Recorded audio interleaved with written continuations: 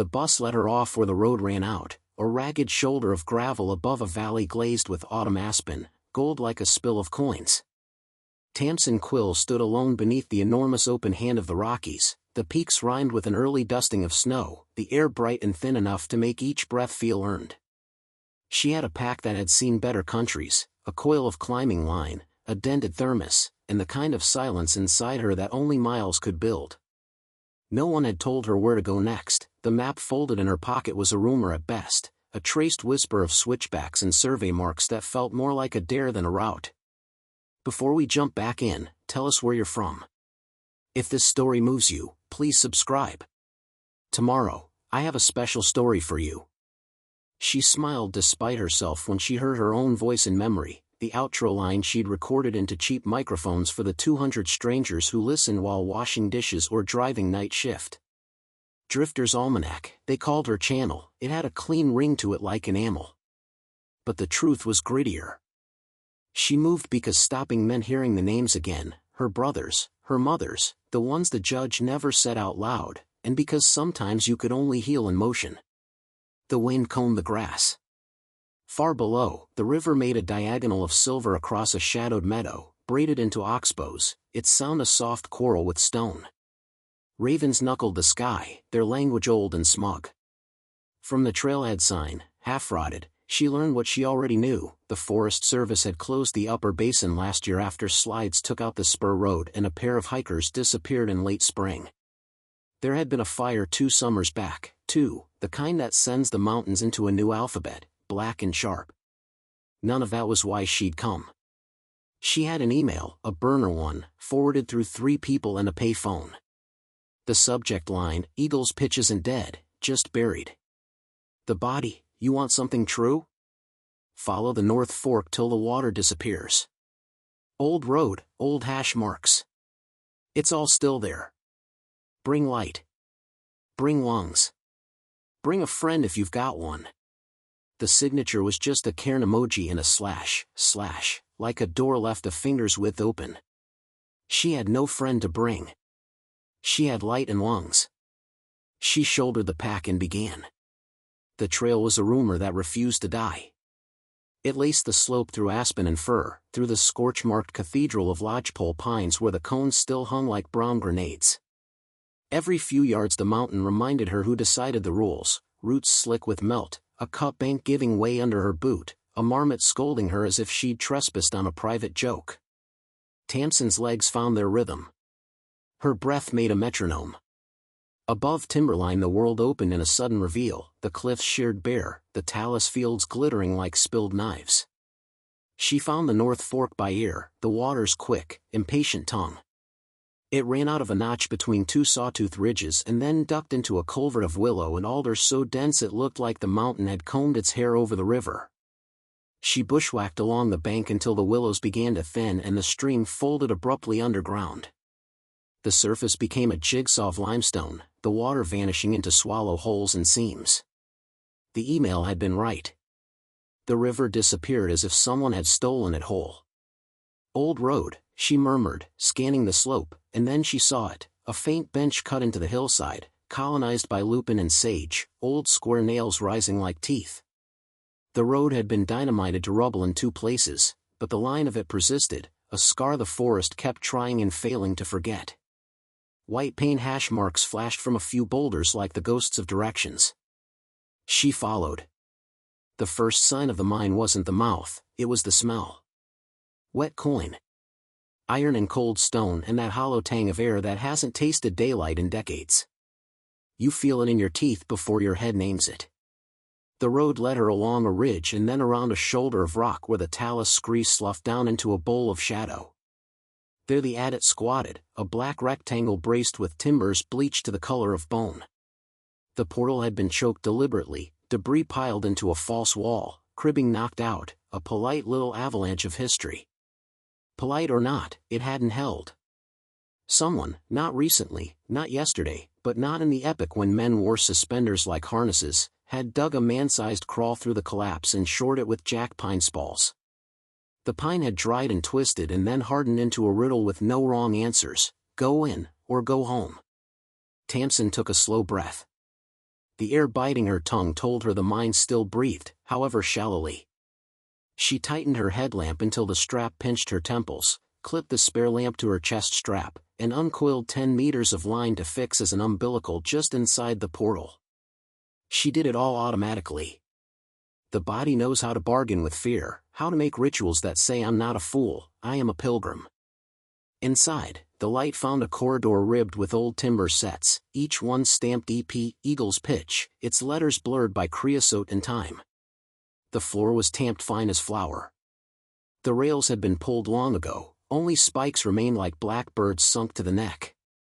There was a steady drip deeper in, not random, regular as a clock. She moved toward it, ducking where the ceiling sagged, reading the walls as you read palms, swirls of mineralization, tool marks, the dull glitter where sulfides had once laughed at lamps. 100 steps in, the air changed. It darkened with distance, with decisions made by men long dead. Her light picked out a switch where a narrow winze dropped away, a shaft like a throat. The drip climbed in volume until it became a little waterfall, steady and not particularly interested in whether it drowned secrets or washed them clean. She paused to listen. Mines lie. They maintain a respectful hush and then drop a ceiling on you. They whisper like distant trains and then unspool silence so complete you start inventing friends. She counted heartbeats. Nothing but water. Somewhere far behind and above, the mountain exhaled in a clumsy gust that made the flame of her backup lighter lean and then right itself. Okay, she thought. The mine has 2 lungs. There's another entrance somewhere or a glory hole. That mattered. It meant a way out that wasn't the way in. It meant air enough to go farther. She moved. The drift widened into a chamber where a stope had been pulled in benches, the wall clawed into scallops that had the smoothness of long labor. Tamsin set the light higher and whistled under her breath. The hanging wall was ribboned with black and red, hematite bleeding into cinnabar, then a shock of gold. No, not gold, pyrite, fooling fools since fools first learned to want. Eagle's Pitch had chased something richer, uranite, maybe, or silver. The old reports had been rumors, the ledger pages gone missing by fires that knew exactly what pockets to empty. The company's last filings in the county recorder's office had been a graveyard of euphemisms, reclamation, wind down, consolidation. And then the land had been sold to a shell with a smiling name that looked good on golf shirts. That was the part that had woken Tamsin at night. Not the sale, the silence. She saw boot prints in the fines. Not crisp, but not ancient, edges softened by drip and time. Big feet and small ones. The small prints ran close to the wall, the way a careful person walks when light is scarce. She lowered her beam and watched the void drink it. Her stomach folded once. There were drag marks leading toward a battered steel door set like a vault face into the rib of the drift. A door in a mine isn't rare, blasting magazines are often sealed. But this wasn't a magazine, wrong place, wrong shape, wrong hinges. This was installed to keep something in or something out. The padlock was gone. Its body lay on the flower of fines like a broken tooth. Her throat tightened. Bring light. Bring lungs. She rolled the lock in her palm. The shackle had been cut with a wheel, not bolt cutters. Sparks on rock. Speed. Anger. Or fear. Tamsin, she told herself softly, and hearing her own name in the hollow of the mountain steadied her like a hand on the shoulder. You don't have to open every door. She opened it. The hinges didn't complain so much as comment. A grating, then a sigh. Her beam slid into a smaller chamber, more a room than a working. The walls here had been lined in plywood now gray with age. Metal shelving units slumped under loads of silt-stained boxes. A folding table hosted a family of dead clipboards and a lonely spool of flagging tape fossilized into a single pink stone. The smell was different here, not just mine-wet and old wood, but the faint sweet of old hydrocarbons and something else, like a library that had drowned politely. She stepped in, careful where she put her weight. The floor had sagged in one corner where water had been routing an invisible stream through lies. On the table a field notebook had glued itself to the wood, its cover leather gone soft and white like a mushroom. She slid the knife from her pocket and teased a page loose. It peeled away reluctantly, leaving part of its face behind like a shed. The handwriting was exact and tired. EP Phase 4. Test pits 14 to 18. Seepage increasing along 12W spur. Liner compromised? No. Design change not communicated. Another page. Contacted county. Off-record response, do not proceed. Another. Helicopter above at 1600. Unmarked. Men on ridge. Her skin prickled.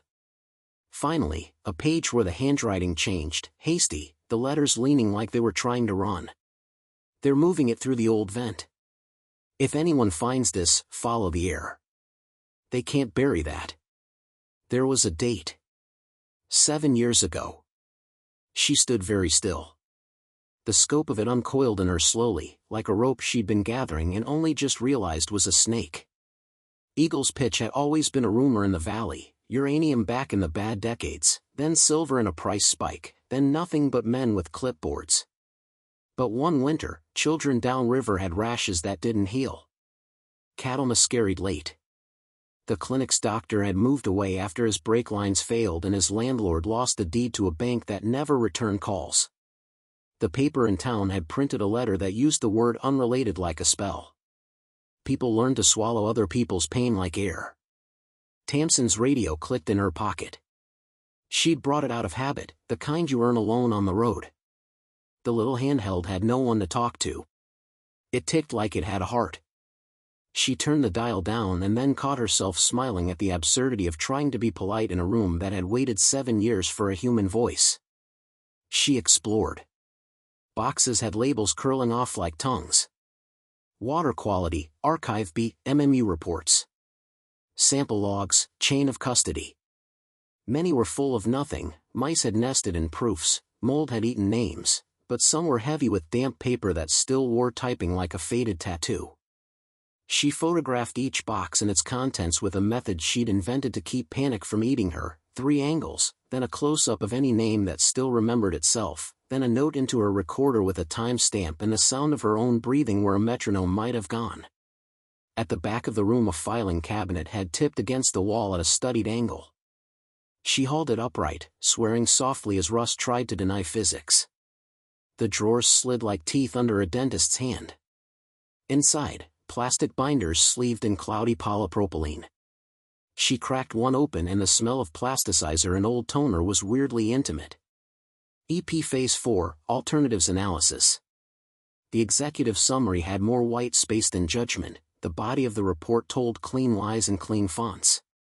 She read enough to learn its intent. Relining the tailings dam would cost more than simply routing the seep to a naturally occurring subterranean fissure system where attenuation would occur out of the public view.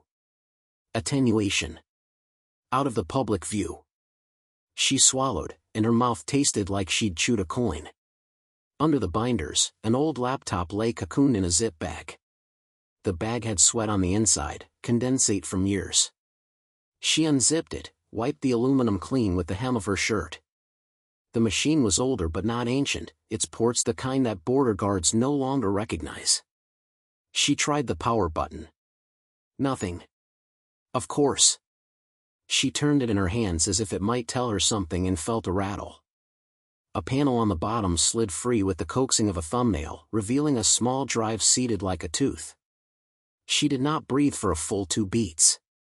She took it out, wrapped it in a clean pair of socks, which felt, in a mine, like the oldest kind of prayer, and tucked it into the interior pocket of her jacket where warmth would argue its case for a little while longer. Bring lungs. Bring light. Bring a friend. She wasn't alone. It wasn't sound that told her. It was a difference in the mind's breath, a subtle straightening of the cold. The draft that had kissed her cheek since the portal, the mind's way of saying in out in, changed and then resumed, as if a door somewhere far down the drift had decided to add her to its calculations. Tamsin killed her headlamp. Even in the dark, she could hear the color of the room, the drop, the far-off micro-collapse of silt rethinking gravity. She waited until her pupils opened like two full moons, and then she thumbed the lamp back to its lowest setting and crouched behind the filing cabinet, one hand already counting the knots on her lifeline coiled at her hip, like rosary beads that didn't believe in saints. The footsteps were thoughtful. Not the careless stride of day hikers or the hard heel of men who had always owned rooms. The cadence felt like a study of choices. They paused where the winds yawned. They advanced to the first chamber and its ribbon wall. They stopped again at the steel door and the broken lock. Each time the mine answered with drip, drip, like a witness refusing to be coached. Her heart had sped to a foolish quickness. She put her palm against the cold concrete block of the interior wall and counted under her breath as if the pulse could be taught to behave. Whoever the footsteps belonged to reached the threshold of the records room and went very still. Tamsin Quill? The voice was low, neither a shout nor a whisper. It sounded like the mountains looked, frayed by weather and unwilling to be anything other than themselves. She did not answer. "I know you're here," the voice said after a few beats. "Your line is tied to the sill. You checked the roof with a bar, smudges on the ribs. Hell, you're careful." "Good. I was hoping you'd be careful." He waited, respectful in the way of men who have escorted grief through a crowd. "My name is Hollis Gray," he said finally. "I sent the email." Every muscle she'd wound for flight or fight slackened in a tremor that felt ridiculous and profound. The filing cabinet had started to feel like a friend. She stood up behind it like a child coming out from under a table at a wedding. Her light caught the outline of a man in a miner's jacket that had seen more weather than fashion. He held his hands away from his body, palms facing her like unarmed truths. "You took your time," she said, hating the way relief and anger braided her voice. "I took my time," he agreed. "Because I had to see if you'd find it without me." He glanced into the room, at the boxes and their drowned alphabets, at the place where the laptop's ghost still made a dry rectangle on the table. His eyes, mountain eyes, that impossible clear blue that reads like sincerity even when it's just exposure, rested on Tamsin's jacket as if he could hear the drive breathing under its sock. "You brought light," he said quietly. "Good. We're going to need it." "We?" She disliked the word before it left his mouth, but before she could skin it with suspicion the mind gave a small, meaningful cough. Not a collapse. A reminder. Beyond Hollis, deeper in, a smear of air slid around his shoulder and ran up the wall like a cat taking the stairs sideways. She smelled it. Diesel. Fresh, not the fossil note of old machines. She tasted the tiny black on her tongue that engines leave like punctuation. Hollis shrugged one shoulder toward the drift. "They come up through the vent most nights," he said, almost conversational. "After midnight mostly, when the trail cameras are bored. Move drums down the old ladder and into the stream where it turns under the limestone. If the flow is right, it's quick. If it's wrong, it backs up and leaves a story on the rocks. That's when they get nervous." "Drums," she said, and hated the way the word made her think of music when it meant burial. 55 gallons, he said. Labeled innocuous. Not innocuous. He found the broken padlock with his boot and nudged it like a dead thing that deserved at least one kick. "You ready to see something so simple you'll wonder how it took you 7 years? Her mouth was dry enough to strike a match on. "I was in Kansas for 2 of those years," she said, which wasn't an answer and he didn't treat it like one. "We have 6 minutes, he said, consulting a watch whose face had cracked and been mended with clear tape. "Maybe 8. Depends on what kind of night they're having. We see it. We don't interfere. We leave. We talk." She didn't move. "What do you want?" It came out sharper than she intended. "Maybe everything true starts with a point." He didn't flinch. "Someone who knows how to put words in a straight line. Someone who doesn't scare easy. Someone who doesn't owe this county a favor. I can't carry this across the line by myself, Tamsin." The last person who tried, he stopped. In the light his jaw worked once and then went still, like an animal deciding whether to bite or play dead. Last person isn't here. The mind received the silence like a tithe. Tamsin almost told him no. The word formed, clean and efficient, tasting of bus tickets and disposable phones and the hard mercy of leaving town before anyone learns your middle name. But the drive inside her jacket pulsed against her like a second heart, and she saw a fraction of the 7 years inside Hollis's face, all the days eaten by a single decision not to keep your mouth shut. "We go," she said. He nodded once like a man who had stopped hoping for perfect allies and started living on sufficient ones. He turned and led the way down the drift, his steps knowing where to land without humiliating themselves by being cocky about it. She followed at a distance that said trust is a shadow, it needs light to exist and it disappears when you glare at it too hard. Past the winds, the air grew cooler and more insistent. The mind's breath strengthened until it touched the back of her throat like a physician with a cold stethoscope. Hollis dimmed his lamp and she matched him. Ahead, a thin rectangle of something not dark suggested a break in the wall. Vent. The word arrived with a picture, an old ladder angled up into a chute where air took the shortest version of escape. And then another picture arrived without permission, a barrel's rim catching on a rung, a gloved hand impatient with weight. They took cover behind a rib where the rock bulged enough to make them small. Hollis pointed with 2 fingers, eyes, then the vent. Wait. The tunnel amplified time until it felt like a choice. Water somewhere counted without tyranny. Tamsin's niece talked to her about being 33 and not as invincible as she'd hallucinated at 20.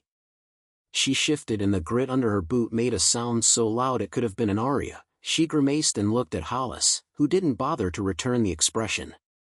He was a man whose face had elected to be a hammer rather than a song.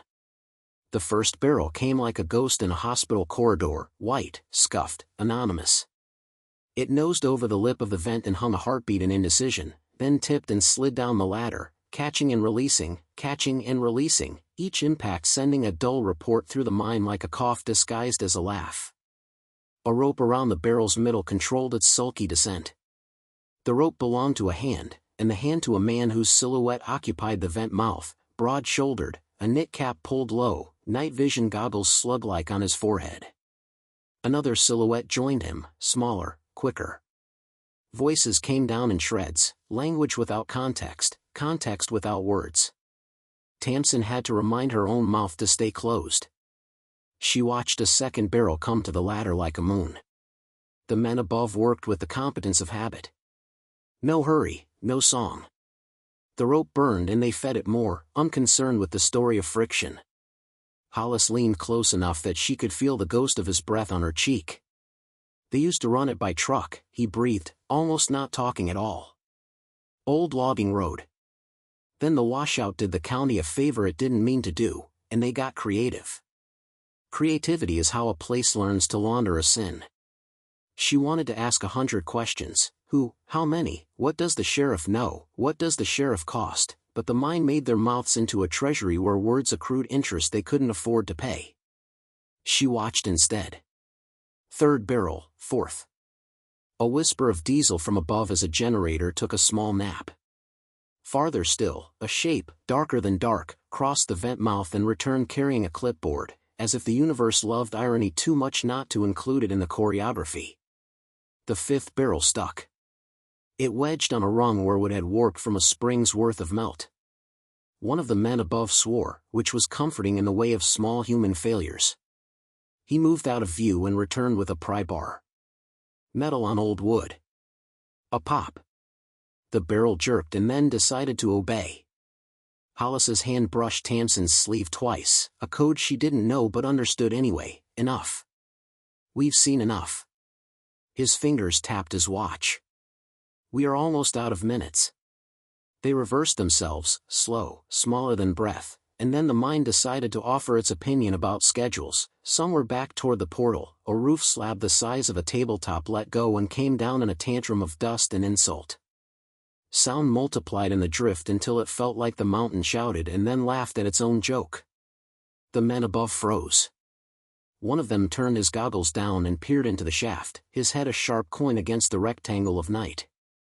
He cocked it like a dog hearing its name said with a different accent. Tamsin didn't breathe because breathing was illegal now. Dust drifted past their faces like ghost snow. Her lamp, wound to the lowest fraction of itself, registered it like a town crier with laryngitis. "Close it," the bigger man said finally. "We're done. There's too much air moving wrong." The goggles turned away. Above, something whined, a winch, a lazy one, and the rope began to move up like a tired snake. The last barrel sat on the ladder and then slid a grudging foot before wedging again. The men swore in a grammar that made perfect sense and then stopped swearing, as if the air had asked them to consider their audience. When they spoke again, it was with the calm of men who feel inevitability petting their hair. Hollis squeezed Tamsin's sleeve once more. "Now." They retreated toward the records room, toward the safety of paper and lies. Her feet found their earlier memories without needing her brain's permission. At the steel door, Hollis paused just long enough to lay his palm flat against the plywood lining like a man thanking a friend's house for sheltering an argument. Then they moved again, past the winds, past the chamber where the wall wore its iron colors like old metals, toward the wink of day that was not a wink so much as an absolute, the difference between inside and out. That was when she heard the sixth footstep. Not behind them. Not above. Somewhere ahead. A single step, the suede soft sound of someone who knows how to ask a floor for forgiveness. Hollis stopped so suddenly she bumped him. He didn't turn. He didn't have to. The draft shifted in a small, eloquent bow. From the direction of the portal, a flashlight pinned them, white, arrogant, official. It burned against the filth on the air, and then narrowed to a spear point that landed square on Tamsin's chest. "Evening," a voice said that had practiced on radios until radios loved it. "You two want to tell me what you're doing in a closed federal hazard?" The badge came next, a glint like a fish in a cattail slough. Sheriff's Department. The face above it wore the kind of smile that doesn't reach the eyes because it would have to admit it was a face. He flipped the beam from Tamsin to Hollis to the steel door behind them and then back. Recognition undid the corners of his mouth. "Hollis Gray," he said, like a man tasting something he'd left in a pocket the previous season and found it was still edible. "I thought we'd had our little talk." Hollis's voice had gone very calm, the kind that lives in a wound when it's deciding whether to clot or to flood. "Evening, Sheriff." The flashlight held her there like a nail in a board. The mind breathed around them and waited to see if it should add their names to its list. In the sheriff's other hand, something clicked once, a little sound, precise as a period. "Let's all take a nice, slow walk to daylight," he said gently. "And miss." The light didn't leave her chest, but she felt his eyes finally do the work his torch was doing so lazily. "You don't look local. That'll be a problem for you." He said problem like gift. "You can tell me all about your little tour when we get you signed in." Signed in. The phrase had the crisp smell of forms and agreement. Of custody. Of things that go missing when they become property of the process. Tamsin had a breath and used it to tell herself the only thing that mattered: stay small. Stay true. Keep the drive warm. Hollis shifted just enough to tell her he was still there. The sheriff tilted his head as if listening to music only he could hear. Behind him, farther out, the Aspen were silent as coins. The men in the vent would be packing up their sins for transport. The river would be doing what rivers do best, carrying futures downstream. "After you," the sheriff said, and his flashlight gestured, a little bow. Tamsin stepped forward into the spear of light, and froze. Somewhere beyond the sheriff's shoulder, another light answered, smaller and unsteady, as if a second group waited and had not decided whether they were wolves or rescuers. A woman's voice cut the dark with a single word that knew her name without saying it. Tamsin. She had no idea how anyone here could know her name. The sheriff's smile turned into something that had nothing to do with kindness. And the mountain, which had waited 7 years for someone to stop being afraid of the truth, took a new breath that sounded too much like a count. The sheriff's flashlight nailed Tamsin where she stood, a white coin pressed to her ribs. Beyond his shoulder, a second light jittered at the threshold like a moth that hadn't picked a flame. The woman's voice had come from there, bright and wild in the hush of stone. This story took us a long time. If you like it, subscribe. Now, back to the story. Tamsin, the voice called again, softer now, like it knew the mine would punish any echo that forgot its manners. Move, the sheriff said, and his beam pushed them the way an impatient finger prods a bruise. His smile had the sheen of something polished for audiences. Up close, it didn't smell like a smile at all. Hollis lifted his hands slowly, palms turned out, the gesture of a man who'd memorized a whole liturgy of compliance because it had once kept him breathing. "We're walking," he said. "Nobody wants to make the mountain mad." The sheriff's laugh was small and without humor. "People make the mountain mad every day. It just takes longer to swing back." His flashlight hopped to Hollis's face. "I told you what would happen if I found you up here again." "You did," Hollis agreed. "You left out the part with the barrels." The beam tightened. "Careful." Tamsin felt the drive tucked warm under her jacket like a conspiracy. She took one step and the mine exhaled on her cheek, cool and metallic. She thought of the vent, of the rope around the fifth barrel, of men above who used clipboards like amulets. She thought of the notebooks and their drowned handwriting, of attenuation, of out of the public view. She matched her breath to the drip so she wouldn't hyperventilate on someone else's timetable. At the lip of the portal the second light steadied. A woman leaned around a boulder there, her hair caught back in a bandana dark with sweat, goggles perched on her head like a talisman that meant I came on purpose. She wore a photographer's vest bristling with pockets and a pair of trail pants tattooed with the day. Tamsin needed half a heartbeat to resolve the face, freckles, sunburned nose, mouth stubborn as a shelf. Recognition clicked into place with a small electrical sting. Not a stranger. "Wren?" Tamsin said, incredulous. The sheriff's beam snapped to her face. "Friends?" "Acquaintance," Wren corrected, inching farther into the opening. "Internet kind. Like people who send you casseroles when your mom dies and you don't know where to put the flowers." She lifted a hand as if offering a truce to the dark. "I'm recording." She tapped the camera clip to her chest, its red tally just visible against the white glare. "That means everyone uses their best manners."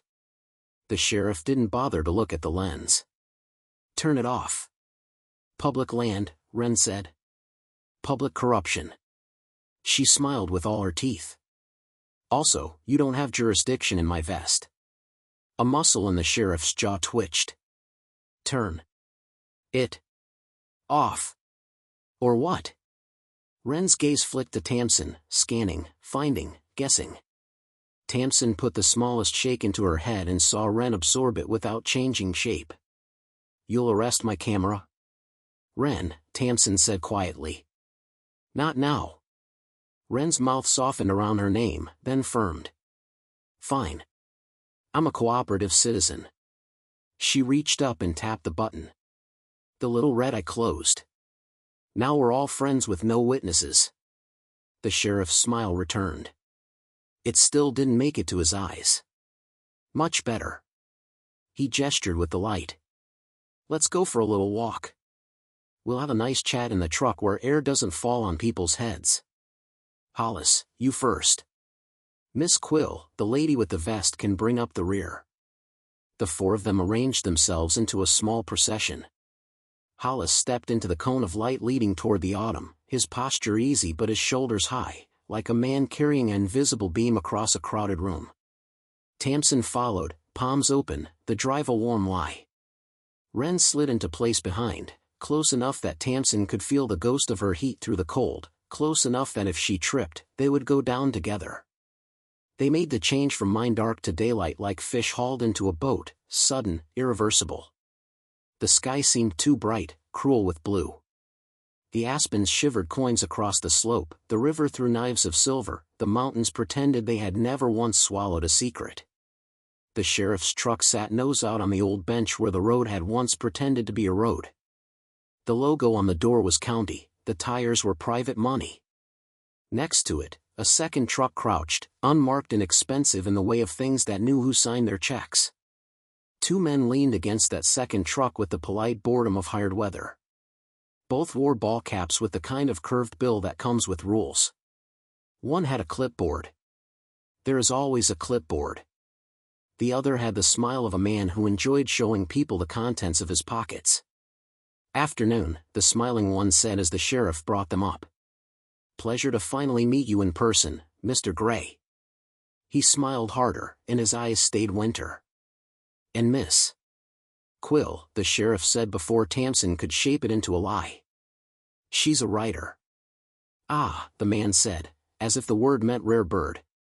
He turned to Wren. "And you are?" "Hungry," Wren said.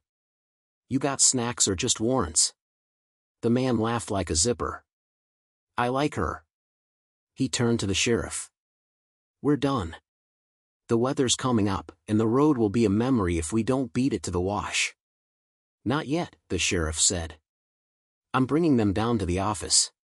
"Paperwork," the smiling man said, as if naming a pet. "I admire your thoroughness." He eyed Hollis with the proprietary interest of a cat regarding a bird that had forgotten what wings are for. "But we've got a schedule too. This is my county." The sheriff made the word feel like a deed. "I'll call when I'm ready." The smiling man's expression didn't change, which was a change. He showed his hands palm up, as if he'd learned the same liturgy Hollis had once memorized, and let gravity pull them down again. "Of course." He and the clipboard drifted toward the unmarked truck. The engine coughed awake, diesel and debt. The smiling man eased into the passenger seat without taking his eyes off the sheriff. The clipboard climbed in after, dutiful as a dog. The truck rolled out, then paused. The smiling man leaned his head out of the window. "Watch your back in there," he called cheerfully over the engine noise. "Roof's been grouchy." Then the truck went away along the scar of the bench like a beetle that knew where every rock slept. The sheriff guided them toward his vehicle. He opened the rear door with a little flourish and gestured for Hollis. "In." "No cuffs?" Hollis said. "I'm flattered. Don't make me regret it." The sheriff moved his beam of attention to Tamsin. "You too, Miss Ryder." He hadn't used her first name since the mine. The courtesy ended where paperwork began. "And your friend rides in front." Wren's hand brushed Tamsin's sleeve as they passed. A whisper in a crowded room. "Drive?" "On me," Tamsin breathed. Wren's knuckles squeezed once. "Good." She climbed into the passenger seat like she owned the hinge. Tamsin slid into the rear behind her. Hollis took the other side. The sheriff closed the door, the sound deep and incontrovertible. It smelled like vinyl and coffee and a gun that had been oiled recently. The sheriff got in, the engine thrummed, the radio muttered something about a heifer on County 12. He didn't reply. He put the truck in gear and turned them toward the switchbacks. Wren propped her elbow on the window and looked out like a tourist. "Nice day to be a public servant," she said. "Seat belt," the sheriff said. Wren clicked it with an innocence that made Tamsin want to grin. She didn't. She sat still, eyes watching the back of Wren's head, ears listening to the road speak its ancient grammar under the tires. Gravel, washboard, the complicated syllable of a dip someone forgot to fix. Her mind arranged plans and threw them out, arranged new ones and set them aside like knives of the wrong weight. Hollis sat so still he looked carved, but his eyes never stopped moving, counting shadows as if they could be persuaded to confess. "Tell me what you think you saw," the sheriff said at last, conversational as a dentist who has already decided which tooth to remove. "Rocks," Hollis said. "Water," Tamsin added. "Your boss," Wren said.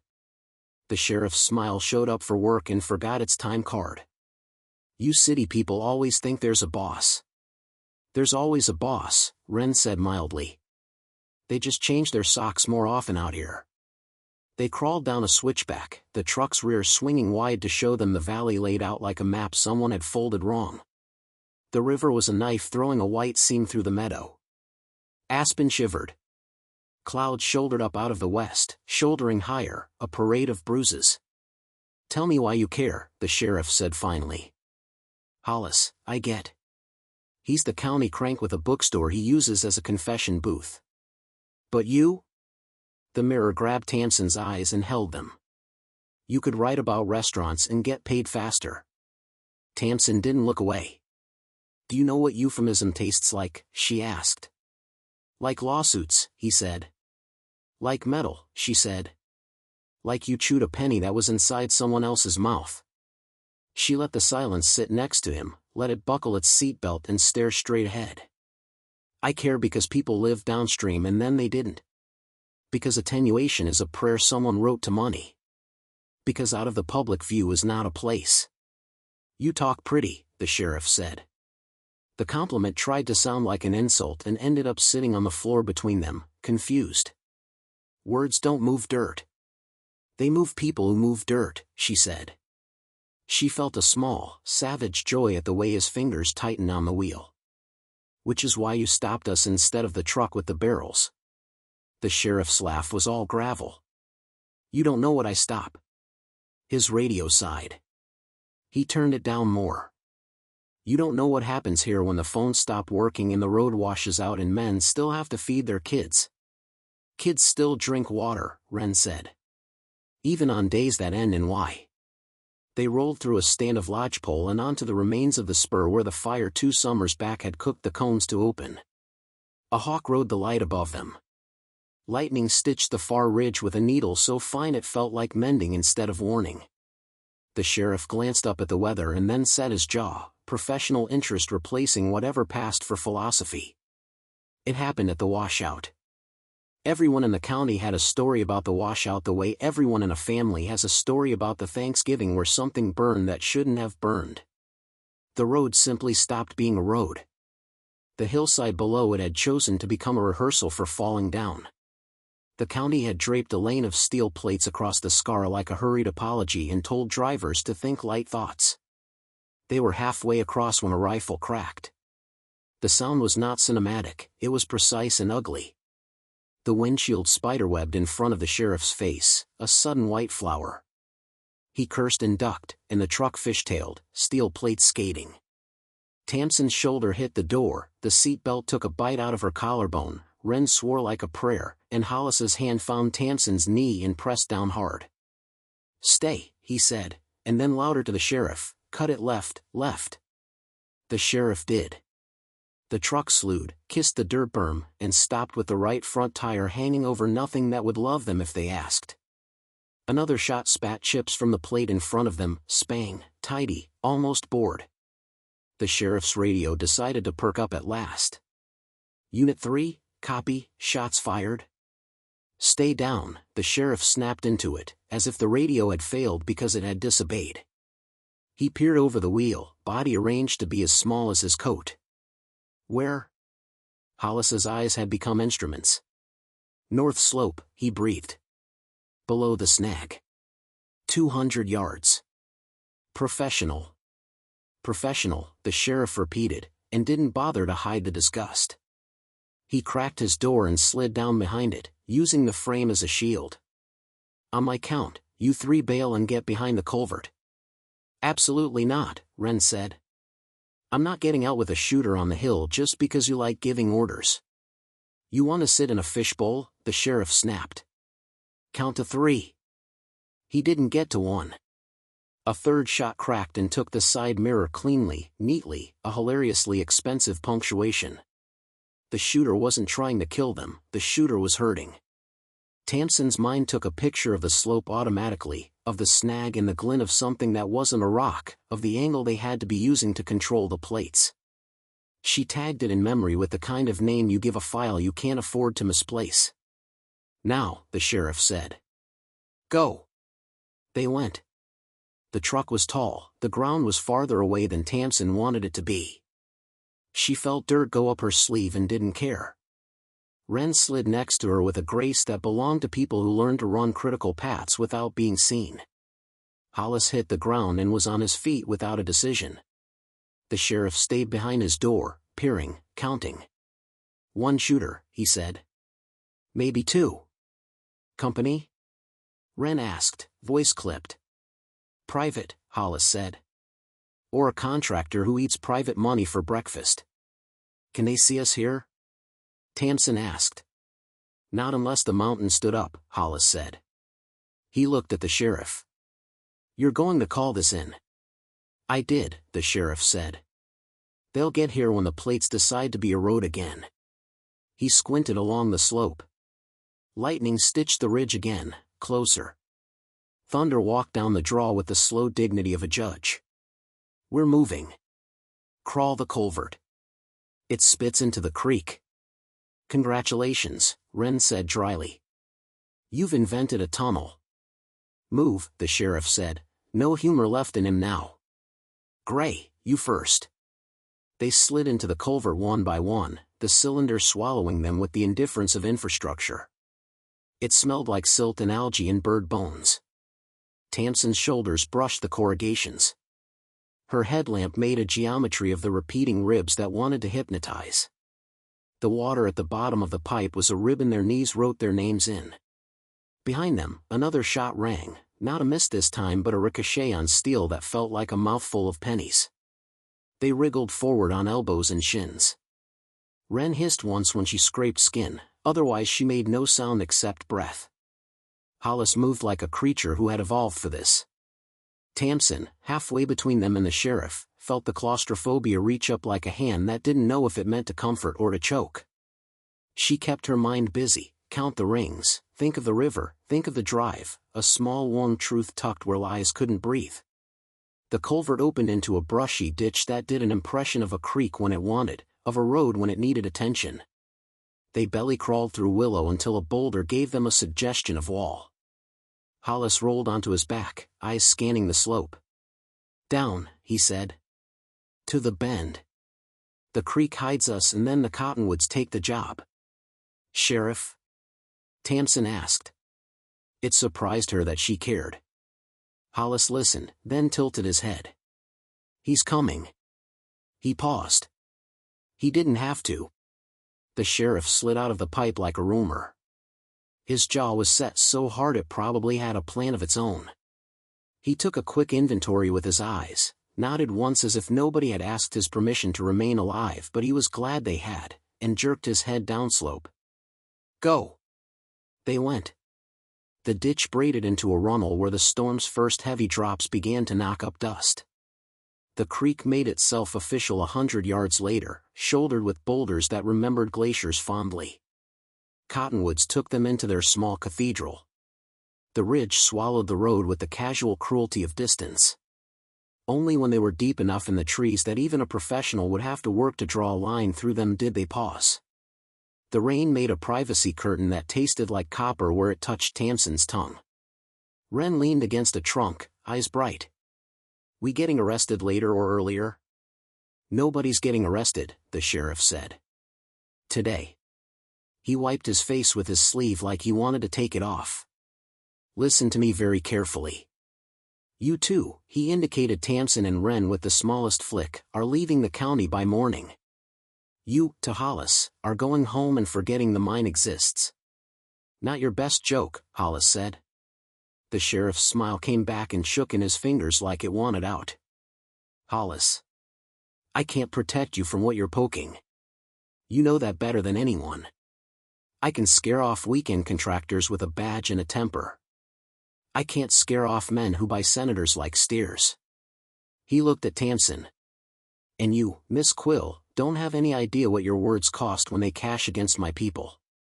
My words aren't the bill, she said. The bill is 7 years long and runs on water. Rain braided itself into her hair and down her neck. The drive warmed the hollow above her ribs as if trying to fire her body for work. Wren's camera sat quiet against her chest, a dark witness.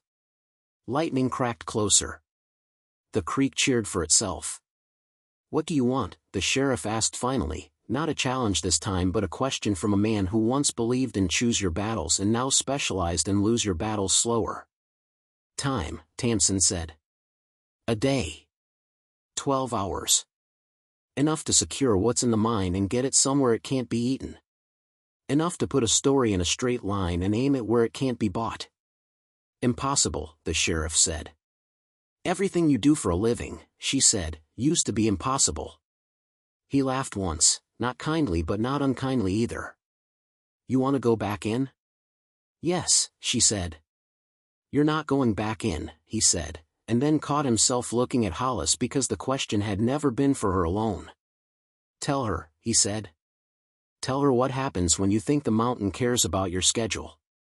Hollis's eyes went to the ridge, to the land that had taught him and hurt him and made him stubborn.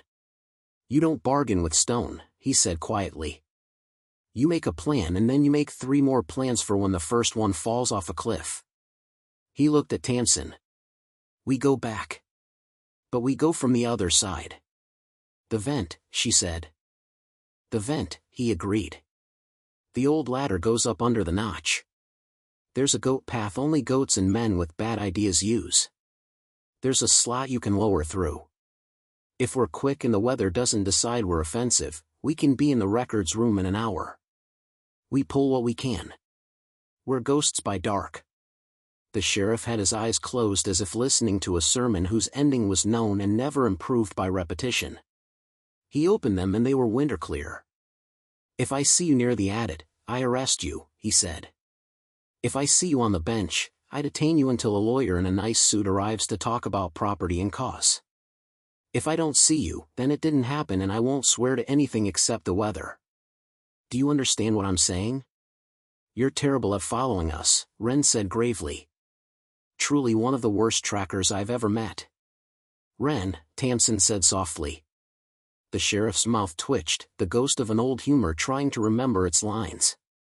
12 hours, he said finally, surprising himself. You have until sunup. If you're still here, I'll put you in a cell where you can be safe or not safe, depending on how you define words. After that, I won't be able to pretend I don't see you anymore. He looked at Hollis. I never liked your bookstore. Smells like dust and opinions. Books, Hollis said. We call that smell hope. The sheriff shook his head as if it might rattle out an alternative. Go. He glanced up at the ridge, at the snag. And Gray? Hollis waited. Watch the sky, the sheriff said. It's mad at something and it isn't me. They move like a different kind of weather. Wren peeled off to fetch her truck from a lower turnout where she'd left it in case the mountain had opinions about her tires. Hollis led Tamsin along a contour of the slope that pretended it wasn't a contour at all, just a suggestion written in rock glyphs and deer scat. The goat path appeared when they stopped trying to call it a path and allowed it to be a bad habit the mountain indulged. The notch where the vent reached for daylight was a slit between 2 teeth of quartzite, the kind of feature that looks smaller from far away and becomes suddenly intimate when you put your hands on it. The ladder lay a couple of body lengths down, its top rung just visible, slick with wet. Hollis took off his pack and rigged a figure 8 with the casual competence of someone who'd been taught knotwork by a man who used rope to speak. He clipped a descender to his harness, then looked at Tamsin. We don't have enough gear for pretty, he said. Just for true.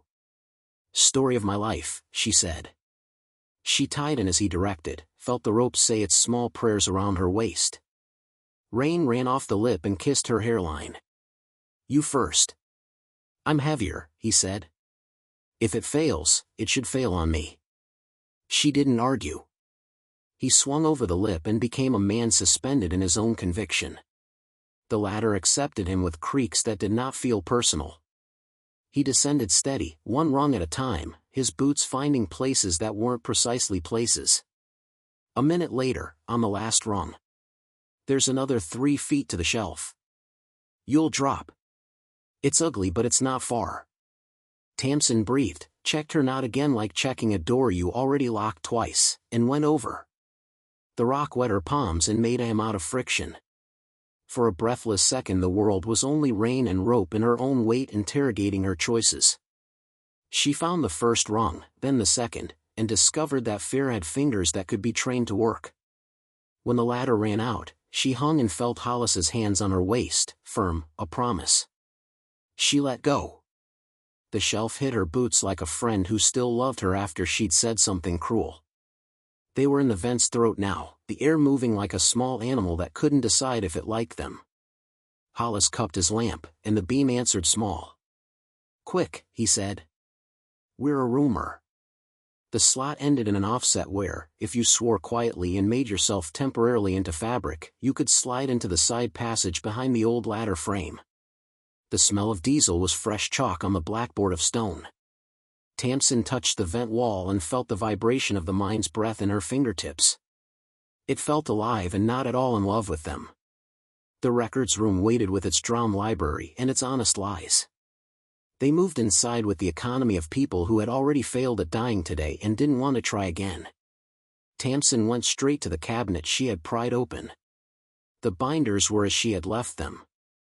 She took 3, alternatives analysis, chain of custody logs, and a set of board minutes that smelled like a cigar and a coward. Hollis found a Pelican case in the corner with foam cutouts for instruments who no longer remembered their names.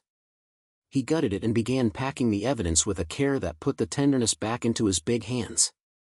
Wren slid in 20 minutes later, breath quick, hair slicked to her forehead by the weather. "Parked where the elk marry the willows," she said. "Trail has 2 surprise friends up high, but they're arguing about rain." She lifted her camera and nodded at Tamsin. "May I?" "Minutes, yes," Tamsin said. "No faces." "Copy." Wren filmed like a surgeon, precise, unromantic. The red tally winked to life and watched them work. She narrated under her breath what each binder was called, which page numbers still had their teeth, which signatures meant a human being had once stood in a room and said, "I agree." She didn't say names where the mind could hear them. You don't give a mountain a spell with your friends in it. They fell into a rhythm. Tamsin read and pulled, until the room felt like water and she had learned how to swim in paper. Hollis packed and labeled with a code he invented as he went, his pencil writing on tape, on zip bags, on the back of his hand. Wren moved in arcs that fed their work with light. That was when the mountain changed its mind. It began as a tremor they felt rather than heard, a sullen shiver in the ribs of the drift like someone played a low note on an organ and forgot to stop. Dust rose from the old sets in a fine veil. The drip at the winds made a new sound, a different vowel. "Stop," Hollis said, even though none of them had started that. He cocked his head like the sheriff had done a lifetime ago. "Roof's talking." The first slab let go in the outer drift. It hit the floor like the period at the end of a sentence God had been waiting 7 years to finish. The air punched them in the chest, lamps juddered, paper lifted and settled like startled birds. "Back wall," Hollis said. "Low." They moved as one organism, flattening against the plywood lining that had been someone's idea of safety once. The ceiling above the door sagged and then shook itself, shedding dirt that smelled like old fires. "Another," Wren said, voice as steady as any voice that had decided panic was a hobby for after. It came. Not in the records room but in the stope before it, where the wall wore its iron colors. A beam cracked. The sound was intimate and obscene. "Exit?" Tamsin asked. She knew the answer before the question left her mouth. Minds breed certain kinds of certainty. Not the portal. Hollis's eyes were math. Winds to the south sublevel. Ladder's rotten. We can drop and pray. Vent to the notch will go last. Air wants that more than it wants us. "Take this," Tamsin said. She unzipped her jacket and pressed the sock-wrapped drive into Wren's hands. "If we get separated." "We won't," Wren said. The lie was a kindness so pure it almost warmed the air. She slipped the sock into an inner pocket and sealed the zipper. "But okay." The ceiling made another decision. A timber set groaned and then bent in the middle with the whine of a violin string abused. Hollis shouldered the Pelican case. Tamsin grabbed the binders, 2 under her arm, 1 against her chest. Wren pulled the camera tight against her, as if light could be armor. "Go," Hollis said. They threaded the records room like a needle and emerged into the stope as another slab let go behind them, a deliberate cough. The winds yawned to their right like a throat with bad hopes. Hollis dropped to his belly and slid his legs over the lip, finding purchase with his boots on not ladder that still pretended to be ladder by force of habit. "Lower me until you feel slack," he said. "Then I'll drop. It's 10 feet. Maybe 12. If there's water, it'll hurt less." Ren and Tamsin took the rope and paid it out hand over hand. The sound of wood shearing behind them became a metronome for fear. Hollis's weight went slack. He let go, landed with a sound that made Tamsin's knees ache in sympathy. "I'm here," he said. "There's mud. A little water. Drop the case." They did. It thumped and then answered with a hollow chuckle that meant nothing had broken yet. "Your turn," Ren told Tamsin. "You first. Then me. We're not doing the brave thing where we argue." Tamsin wanted to argue on principle. She didn't. She fed herself over the lip, boots scrabbling until they found a rung that had more memory than wood in it. She went down hand over hand, the binders making her clumsy, the rope a generosity she could have kissed. Hollis's hands took her by the hips and translated her into floor. She landed crooked, swore, clutched the binders harder. "Ren," Hollis said. "Now." Ren slid over with a grace that made the mind seem briefly like a gem. She dropped and Hollis caught and set and then turned his head like a deer hearing a new sentence. "Run," he said simply. They ran. Run in a sublevel means a different velocity than daylight knows, a dance between dignity and betrayal where your feet try to place themselves on history's bones and the ceiling tries not to notice your trespassing. Their lamps made tunnels inside the tunnel. The sublevel drifted to the south, bent, offered a choice. Hollis took the left without consulting his better angels. "Air," he said. "Always follow the air." Ahead, the draft grew stronger, licking their faces with a tongue that wanted them to leave. Behind, the mountain made a series of small decisions in quick succession, punctuation marks thrown at a paragraph until it lost its grammar. They reached the base of the vent ladder. The legs that supported the frame had delaminated into the idea of wood, the rungs had the look of bread that had been toasted and untoasted by time. Above, the slit of daylight rained grit. The notch was a rectangle that admitted mostly weather and only sometimes mercy. "I go first," Hollis said. "I weigh the most. If it holds me, it holds you. If it doesn't, we go wall." He put a boot on the first rung, tested, transferred weight the way a man courts a dangerous woman, all attention, no ego. The rung held. He climbed. 2 rungs. 3. A crack. He froze. Nothing else cracked. He went again. He was halfway when the vent had an opinion. A gust came down so hard it made his lamp flicker and Tamsin's knee jerk as if slapped. Hollis flattened against the frame and waited for the air to remember how not to be a fist. It did. He climbed. He reached the lip, found purchase with an elbow, rolled onto the shelf. "Rope," he called, and lowered a tail into the shaft. "Binders," Tamsin said. She tied them, and he hauled, muscles reading prayers in a language all bodies know. He lowered the rope again. "Camera," Ren said. "Don't you dare drop it." She tied it in 2 places like she was fixing a quarrel with someone she still loved. Hollis lifted it into the slot and lay on his belly with his chest across the edge to reach deeper, deeper, until his knuckles brushed Tamsin's cheek with the accident of effort. "Now you," he said. She tied and inclined as he had, each rung a small negotiation. Halfway, one let go with a sigh. She swung, hit her shin on a stanchion, bit her lip so she wouldn't teach the mountain new swear words. Hollis held the rope tight enough to make time smaller.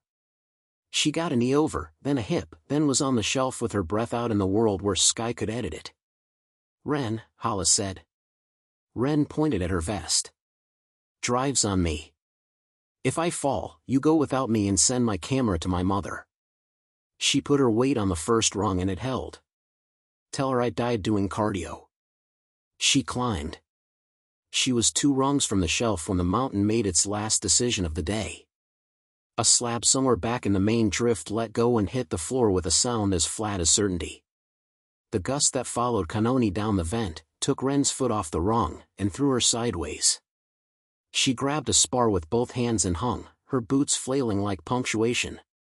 "I've got you," Hollis said, voice calm as the sky was not.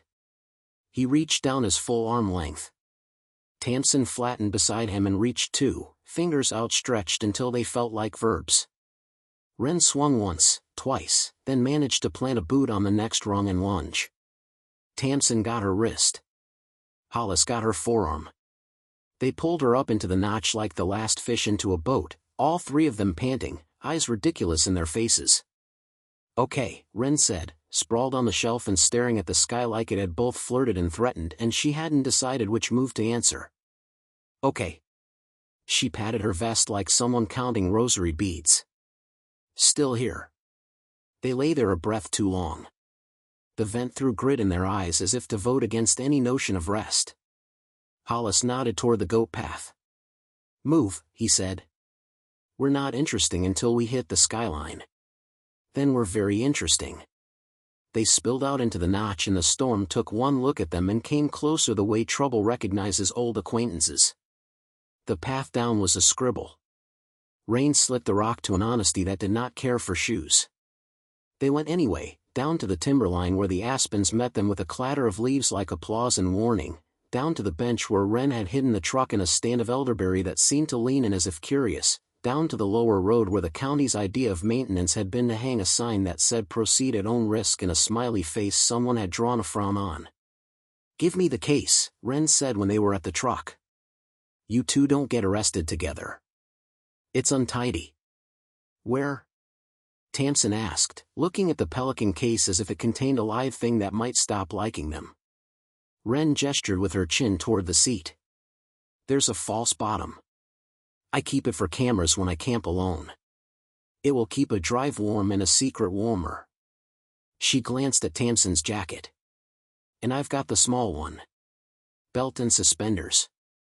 "Hat," Hollis said. "If we had three." His mouth made something like a smile that had been to war. "We split. I take the case toward town. I can make it look like I'm going home to get a pie." "You don't bake," Ren said. "People think I do," Hollis said. "That's better." He looked at Tamsin. "You and Ren take the ridge road to the old radio tower. There's a dish. You can hit a satellite there if the weather is as bored with itself as I think it is. Send what you've got to three places at once, your Cloud, my friend in Santa Fe, anyone who can count to injunction. After that, you disappear for the night. There's a ranger cabin in the second meadow. Keys under the stone that thinks it's clever." Tamsin pictured the tower, a rusting tripod on a shoulder above the world, the kind of place where teenagers used to kiss and coyotes used to listen. "And you?" she asked. Hollis hefted the case. "I'm going to have a conversation with a man who sells me paperbacks and thinks I don't know where he gets them." "You'll get shot," Ren said matter-of-factly. "He's an informant." "He's a coward," Hollis said. "They don't shoot their own. They make them clean up afterward." He touched Tamsin's shoulder lightly, a man finding the right word and trusting her to know where to put it. 12 hours, he said. "Sunup is a law even men with nice socks can't change." "Move." They moved. Ren drove with the intensity of a sorcerer and the boredom of a commuter, eyes flicking to the mirrors too often to be habit. The ridge road lifted them above the county, above the decisions. Lightning walked the next valley and counted to itself. The tower appeared out of the cloud like a god's discarded altar. The wind sang in the guy wires. Ren parked behind a stand of scrub and killed the engine. They ran the last 50 yards hunched like the air could smite tall emotions. At the base of the tower, a shed had been padlocked with the kind of hardware you buy when you want to believe in locks. Ren knelt, produced something from her pocket that shouldn't have been there, and the lock became an idea instead of a thing. Inside, a battery bank dozed, a modem blinked like a sleepy fox, and a dish canted toward a sliver of sky that had accidentally not been eaten by cloud yet. "Can you?" Ren asked. Tamsin breathed and opened the laptop they'd brought, a newer one this time, one that knew the language of satellites. She slotted the salvage drive into a cradle that made it feel like she was doing surgery with kitchen knives. The machine thought about life, blinked, decided to be awake. Files populated the screen like fish surfacing to breathe. Names rendered themselves into English, board minutes _final_final_3. Doc, water quality _exit confidential. PDF, hallroute _revision d.kmz. The KMZ made her stomach climb into her throat. Coordinates, a string of geographies that told truths the mountain had not volunteered. Signal? Wren asked. Enough, Tamsin said. For a thin vein. Open it, Wren said. Cut. Tamsin sent the first tranche to a cloud she no longer trusted but had to use, to an email address Hollis had scribbled on his palm, Amelia at. The rest ran off the skin because rain had convinced ink to be a river, into a third place she'd set up after a story in Kansas had ended with a judge who used words like vexatious and then asked her out in the same breath. Each progress bar learned to crawl. Wind rammed the shed. The dish complained, then remembered its job. The bars fattened, lost weight, found it again. You ever think about how the sky is just a large, expensive wire? Wren mused, watching the upload like a nurse watches a monitor when a patient has decided to try drama. Every day, Tamsin said. And at night when I can't sleep. Something moved outside. Not the wind. The wind is indiscreet. This was deliberate and shy, a foot on gravel, a decision not to kick a can. Wren went still. Tamsin's shoulders found their ears. The laptop's fan made a small steady whine that had never felt so loud. Time? Wren mouthed. 40%, Tamsin mouthed back. A shadow crossed the gap between shed and tower. Another shadow stayed where it was, intelligent as a wolf. Wren's hand found Tamsin's wrist and squeezed once. Then she did something unwise and perfect. She stepped to the doorway and called softly, "You look like you lost your hat." A man's face turned toward her. It was the smiling man from the unmarked truck. His cap was very much on his head. He smiled in a way that asked, "May I come in?" His eyes said, "I'm already here." Behind him, the clipboard hovered like a ghost who hadn't chosen a haunting yet. "Afternoon," he said cheerfully. "We were worried about you. Storm and all. Thought we'd offer a ride down." Wren smiled back, showing fewer teeth than earlier. "We have a car," she said. "It's the large one we drove here in." The smiling man laughed with his mouth. "You're spirited. My mother would have liked you." He took a step toward the doorway and stopped, respecting the shed like a threshold that might be trapped. His eyes flicked past Wren and found Tamsin and the open laptop and the stuttering bars. His smile didn't change. It became honest by accident. "Ah," he said. "Well now. That's not ideal." Wren slid into the doorway and filled it, small but specific. "Private property," she said. "There's a sign." "There are a lot of signs," he agreed. "Most of them complicated." He tipped his head, studying Wren as if she were one of those signs. "I'm going to ask you to step aside. You'll say no. Then I'll call my friend with the badge. He'll say something about exigent circumstances. I'll make a face about paperwork.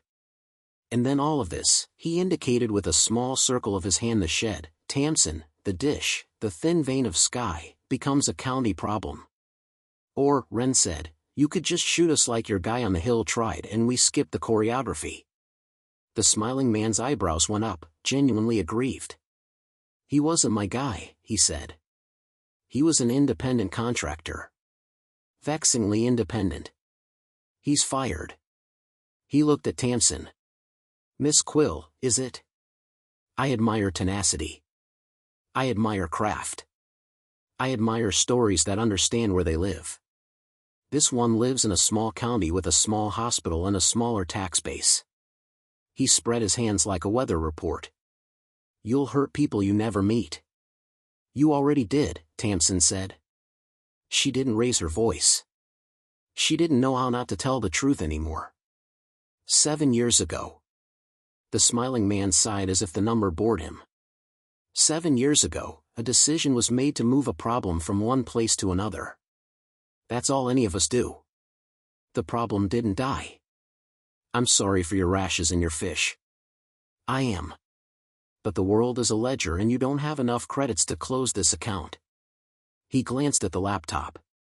30 seconds, he guessed aloud, and was not wrong. Please step back, Ren said, and her voice found a cold depth that made even the wind listen. If you come in here, I will record your face from a distance that makes juries uncomfortable. She tapped the camera. You can't fire everyone. He hesitated. Not long. Long enough to prove he was not a machine. You know, he said conversationally, if you two had done this last year, nobody would have blinked. Now? He shrugged. Now money is nervous. Nervous money is mean. The bars crawled. 92%. 96. 97. The smiling man watched them and made an expression that looked like punctuation. At 99, he reached into his pocket and took out something dark and small and threw it at the dish. It hit with a crack that sounded like a knuckle and the dish shuddered a degree to the left. The bars froze. Ren moved without asking herself first. She lunged, batted his shoulder with the heel of her hand, and slammed the shed door shut with the other. The padlock was still in the dirt. She slid the bolt. The smiling man's face appeared in the small plexi window like a fox at a henhouse. He looked impressed. 80%, Tamsin whispered, even though the number was a lie she needed to make true by force of wanting. She grabbed the dish's adjustment handle and hauled, easing, eyes on the signal meter as if willing is a kind of math. The indicator flirted, fell, came back, landed. The bars twitched. Come on, Ren breathed. Come on, you stubborn sky. Outside, the smiling man laughed, not unkindly. You have to love them when they fight you, he said to the clipboard, who nodded like a judicial branch. Then his phone buzzed. He glanced at it, sighed, and put it to his ear. Yes, he said. Of course. He listened. No, not yet. Almost. He listened longer. Then do it. What's it? Ren asked through the door, because taunting is sometimes information. He smiled at her through the cloudy plexi. Weather, he said. Lightning hit the ridge above them with the percussion of a failed argument. Thunder arrived without making them wait. The wind rose another octave. The guy wires sang like a quartet stunning itself. The shed vibrated like a chest with a cough. Done, the laptop whispered. The bars filled and turned a color that meant one thing on every interface in the world, scent. Tamsin didn't let herself feel anything because feeling is a luxury you take after now. She triggered the second batch. The machine thought and obeyed slowly, as if it had been to war for them once and was not sure it wanted to go again. The door jerked, then stopped, the bolt holding by virtue of being too stubborn to have a breaking strength. The smiling man's voice went quieter. Ladies, he said. Please don't make this dramatic. The sheriff will arrive in 6 minutes with a headache and excellent paperwork. You will go with him. He will talk to you about definitions. Eventually, you will go home and write something truer than you can prove. In court, the truth is what you can prove. I don't go home, Tamsin said, almost to herself. What? Ren asked. I don't go home, she repeated, louder, as if the shed required declarations to echo them back with authority. I bring home with me. The second batch crawled. 42%. 50. Outside, tires hissed on wet dirt. A siren hooped once, reluctantly, like a dog told to speak. The smiling man stepped back and adjusted his hat. The clipboard did the same and felt foolish. Time, Ren said. Enough, Tamsin said, and pulled the drive with the faintest wince, as if plucking out a thorn that had grown fond of her. She thumbed the laptop's lid down and killed the modem with the switch that always feels like betrayal. Ren unbolted the door. The smiling man leaned in because he was a man who believed in showing up for pivotal lines. Shall we, he said. The sheriff stood behind him in the rain, hat gone, eyes tired to the bone, and then passed the bone into a place that has no noun. He looked at the smiling man, then at the two women in the shed, then at the dish still shivering. He didn't ask questions because he had become a person who knew the wrong answers better than the right ones. "Miss Quill," he said. "Ms. Wren. You're coming with me." Wren raised her eyebrows. "Is that an invitation or a command?" "Yes," the sheriff said. They let him put them in the truck because sometimes strategy is a long word for patience. Wren sat in front again, and this time she did not make jokes for the first mile. Tamsin sat behind, the drive tucked under her thigh, the Pelican case not with them, the binders not with them, the cloud somewhere far above their heads filling its belly with documents and rain. The smiling man followed in his unmarked car with his lights off and his future dim. They were 2 turns from town when the radio said Hollis Gray's name. It didn't say the word bookstore, but it said Main Street, and it said disturbance, and it said possible. The sheriff's hand tightened on the wheel until his knuckles forgot their color. "What did you do?" Wren asked him, the question a scalpel. "What I could," he said. They came around the last bend and Main Street lay ahead of them, washed in stormlight, storefronts bright as if pretending to be brave. The bookstore's windows were open to the rain, glass spidered, door broken, a book lying face down in the street like a gull on a bad day. People stood under the hardware awning, not speaking. A paramedic's jacket flashed once and then settled into the kind of stillness that makes people rearrange the word hope in their mouths. "Hollis," Tamsin said, and forgot that her voice belonged to her. The sheriff braked so hard the seatbelts had to remind them all about physics. He got out without telling them to stay, which was a different command entirely. Tamsin didn't wait. She was out of the truck and running before logic wove anything useful. The rain made strings in her hair. Her boots hit puddles like exclamation points. The paramedic turned when she reached the threshold of the bookstore, the words "I'm sorry" arriving at the same time as the smell of pennies and wet paper. Hollis lay on the floor between fiction and local interest, his big hands open, his chest a red grammar that was losing verbs by the second. His eyes found Tamsin and did not widen because Hollis had never believed in drama for its own sake. He made his mouth shape something like a smile. "Pie," he said, and coughed a laugh that hurt both of them. "Told you." She dropped to her knees, hands hovering because touching felt like treason and doing nothing felt like murder. Wren crashed down beside her with a sound that was not a word.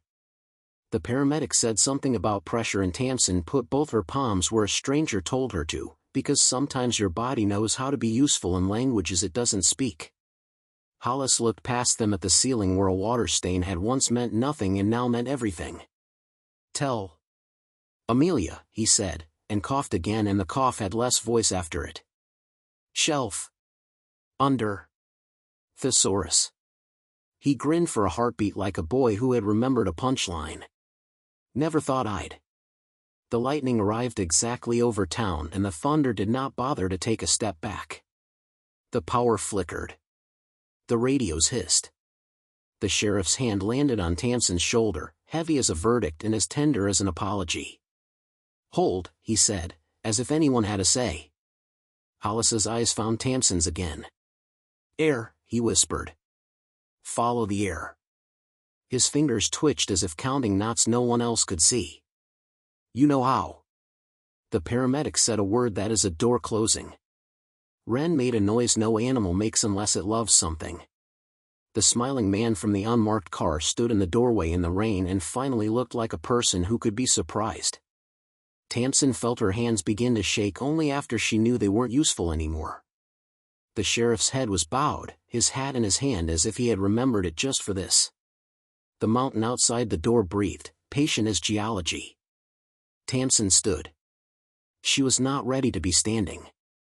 She was standing anyway. She looked at Wren, whose face had become a place.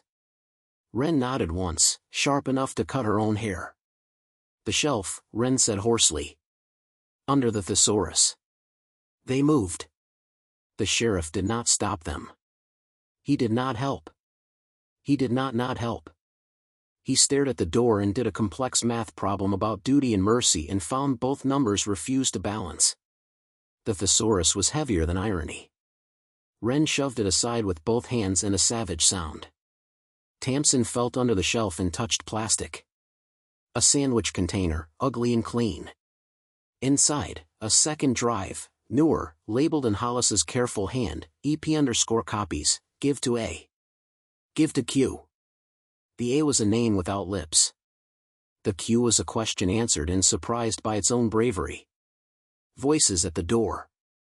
The paramedic saying a sentence Tamsin would not write down. Someone from the hardware crying without consent. The storm at the eaves forgiving nothing and promising nothing either. Wren put the drive in Tamsin's hand and folded Tamsin's fingers over it hard enough to bruise.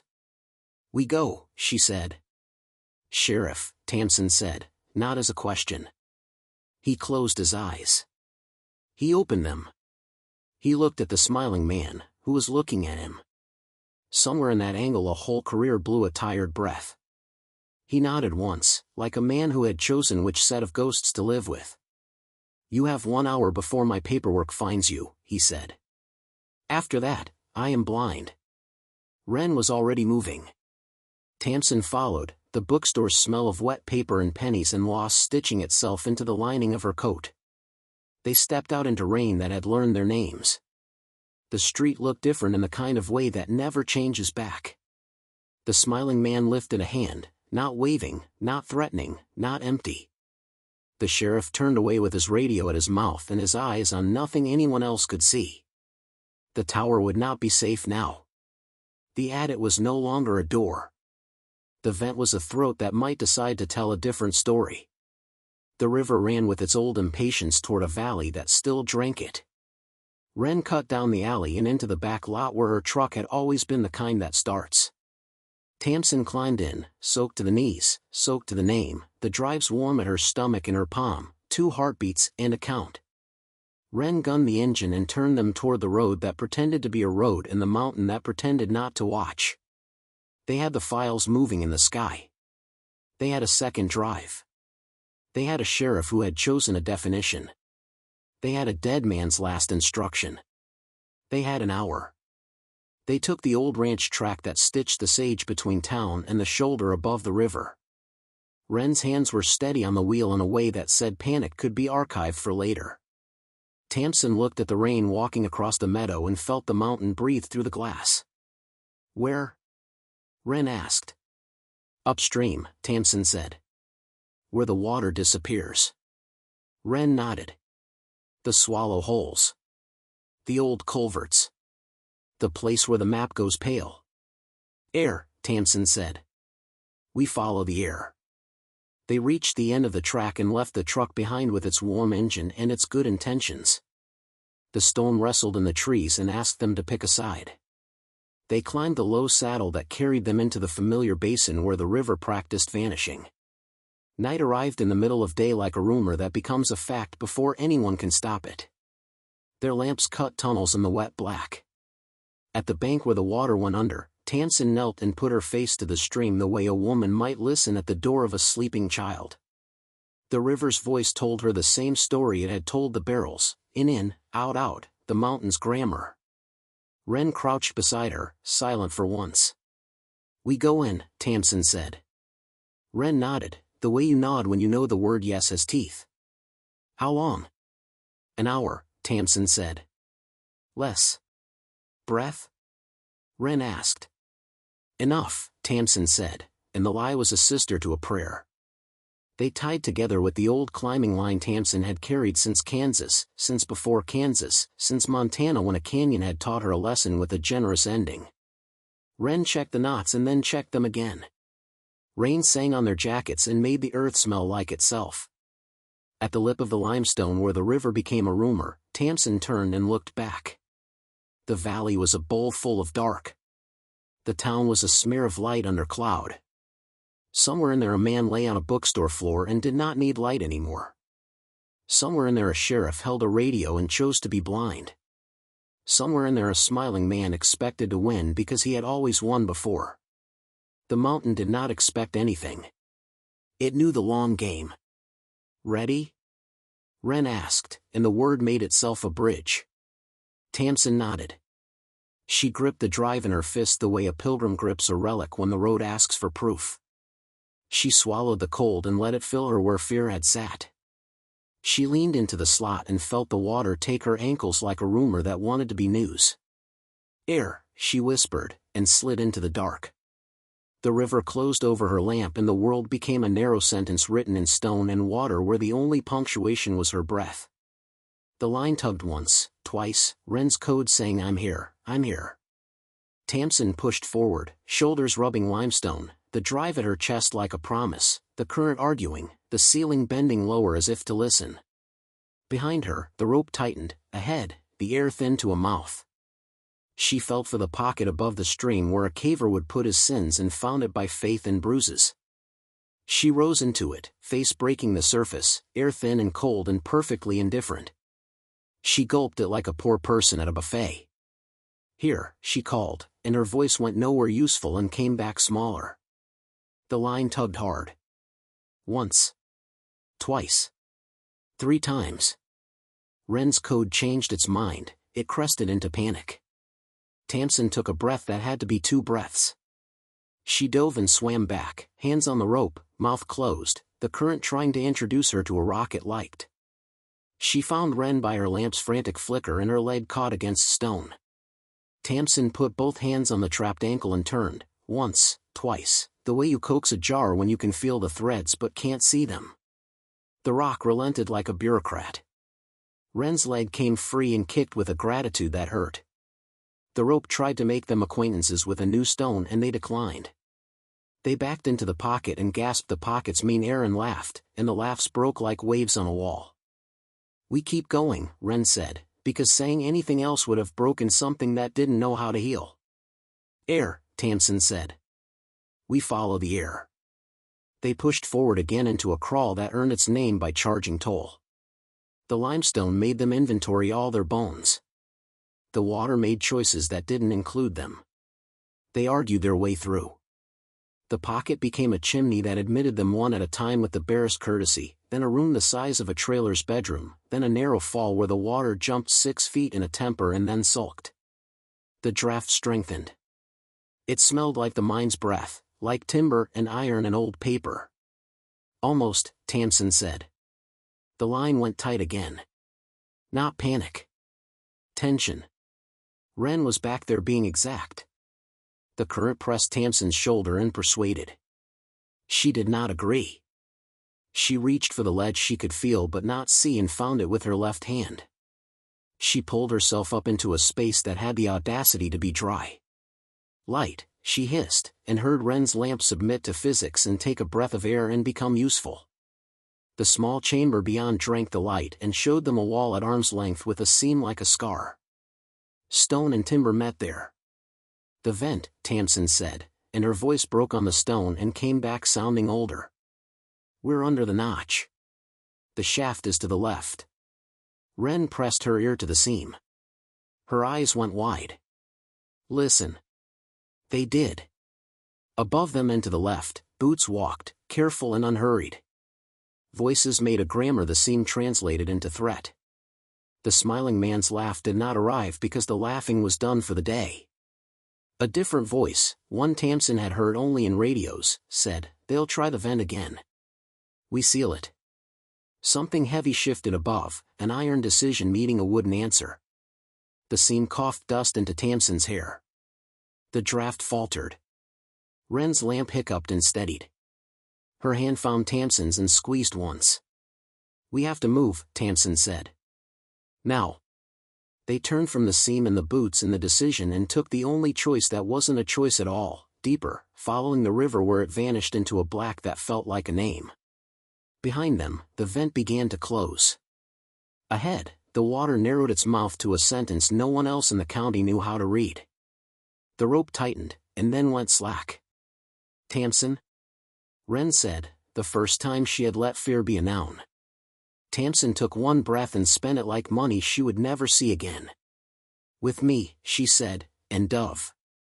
The world became only water and stone and the weight of a hard drive curled against her heart.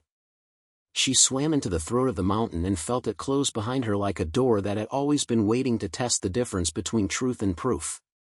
She ran out of air halfway through the sentence. And the mountain wrote the next word for her in the dark. The mountain took her air and did not apologize. It folded Tamsin into its throat where the river wrote a sentence without vowels, a pressure, a rush, a demand. She counted seconds with her body because numbers did not slip in the dark. 1. The weight of the drive at her chest knocking like a second heart. 2. The rope brushing her wrist, Ren behind, a promise with a knot. 3. The ceiling lowering like a thought that would not admit contrary evidence. 4. Stone on her shoulder, stone on her hip, the water writing yes where her skin wanted to write no. 5. The place where her lungs made a request and the mountain did not sign it. She turned her head to put her mouth against what little air might ride the seam of rock and water, and the seam told her no. She kicked, not wide, but tight, the only geometry the space allowed, and the current answered with a shove that understood her and did not care. Her chest was a drumhead struck from inside. The rope pulled twice, Ren, asking for grammar in a world that hated punctuation. There is a physics to desperate choices. A narrowed chute became a shoulder-width crack.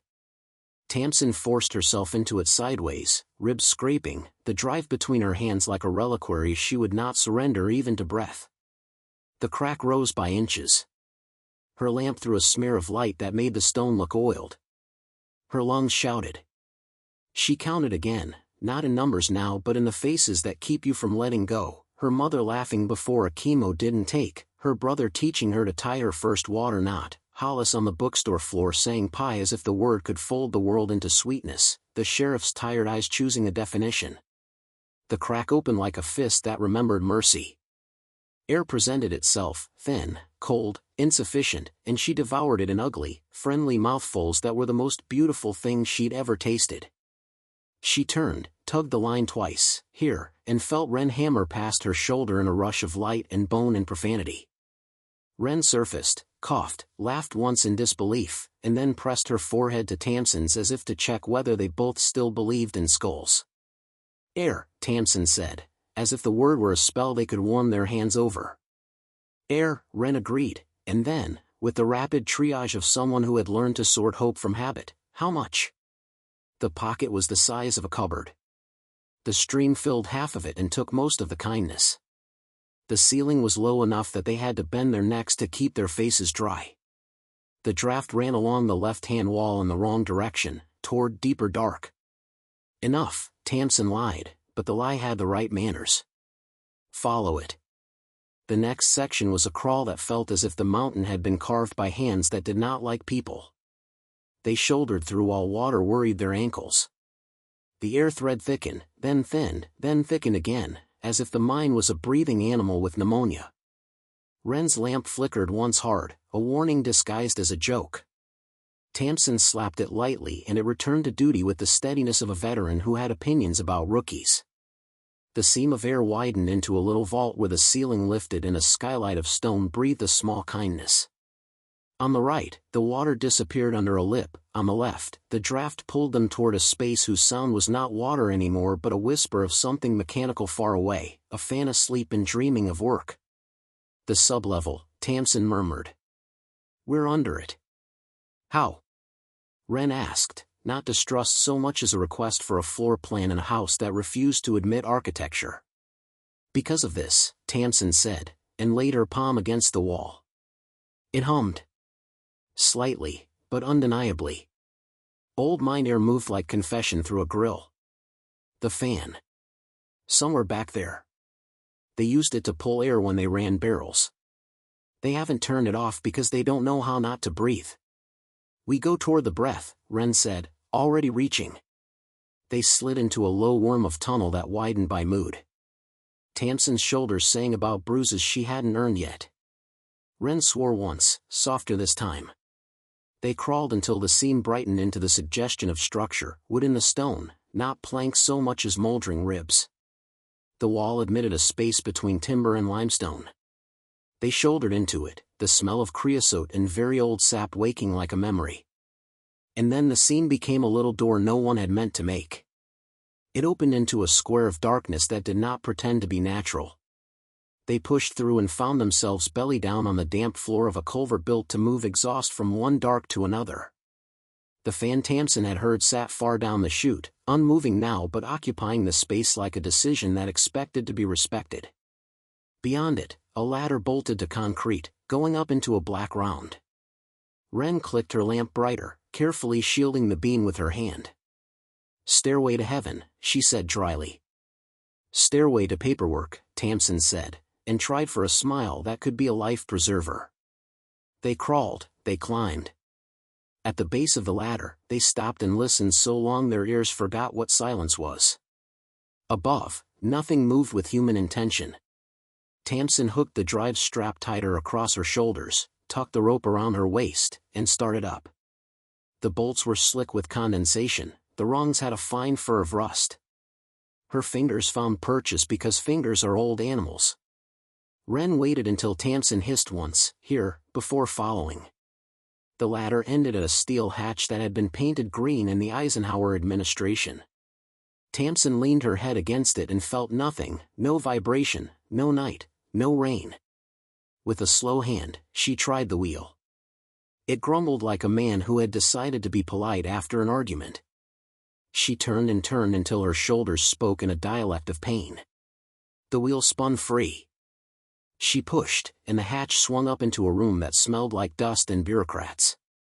They emerged into a cinder block chamber behind the county fairgrounds, the kind of space teenagers used to smoke and men used to pretend to fix drains.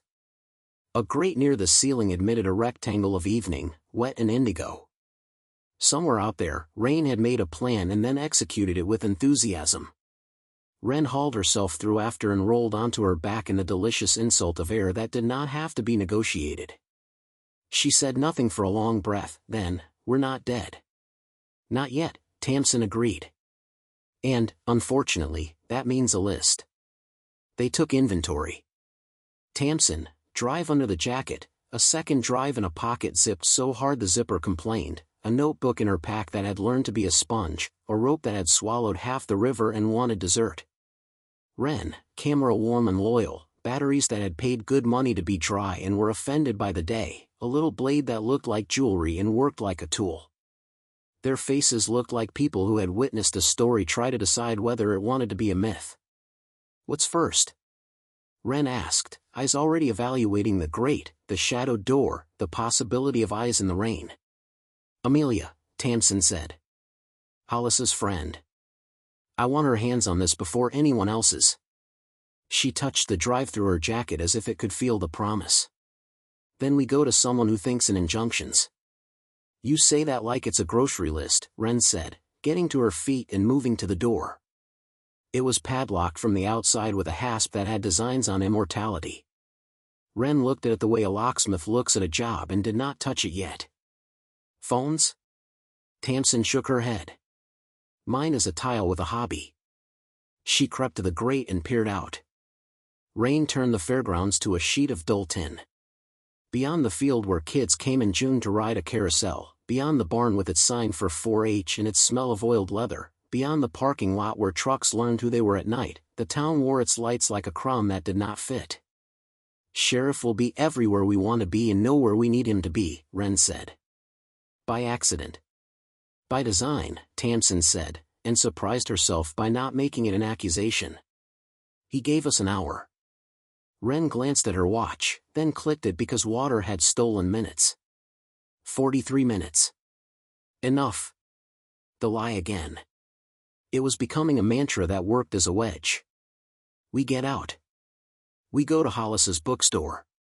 She swallowed around the shape of his name. "We find Amelia's contact. We press send until the sky is a witness. And then? Then we make this county learn new words." The door's padlock voiced its opinion about stubbornness when Wren brought her little blade to bear. It recommended resignation, she recommended technique. 2 minutes later the hasp gave up like a bully who had found religion. The door opened into a small maintenance yard behind the civic center. Rain stitched their faces. The world smelled like wet hay and fried dough memory. They moved under the bleachers and into the trees, keeping low because even righteousness could not convince a bullet not to look. The back alley to Maine was a wet black ribbon lined in dumpsters and human choices. Tamsin felt the drive like a heat source. She didn't run, running announces yourself. She didn't dawdle. The mountain had taught her that choices presented themselves briefly and then did not. Wren floated beside her as if made of old film and good luck. At the bookstore door, Yellow Tape had already made a poor attempt at Sacred. The paramedics were gone, the hardware owner had retreated, the crowd had broken into smaller, sadder crowds. The rain made crowds of drops on the broken glass. The open sign had become a question. The sheriff stood inside, alone, under the watch of the poetry section, his hat on the counter next to a register that still remembered the last paperback sold. He looked like a man about to let go of the rope of a bell in a tower. When he saw them, he did not flinch, he just closed his eyes and opened them again because he'd already practiced that once today. "You have 30 minutes, he said, without preamble. "Then I don't have a face here anymore."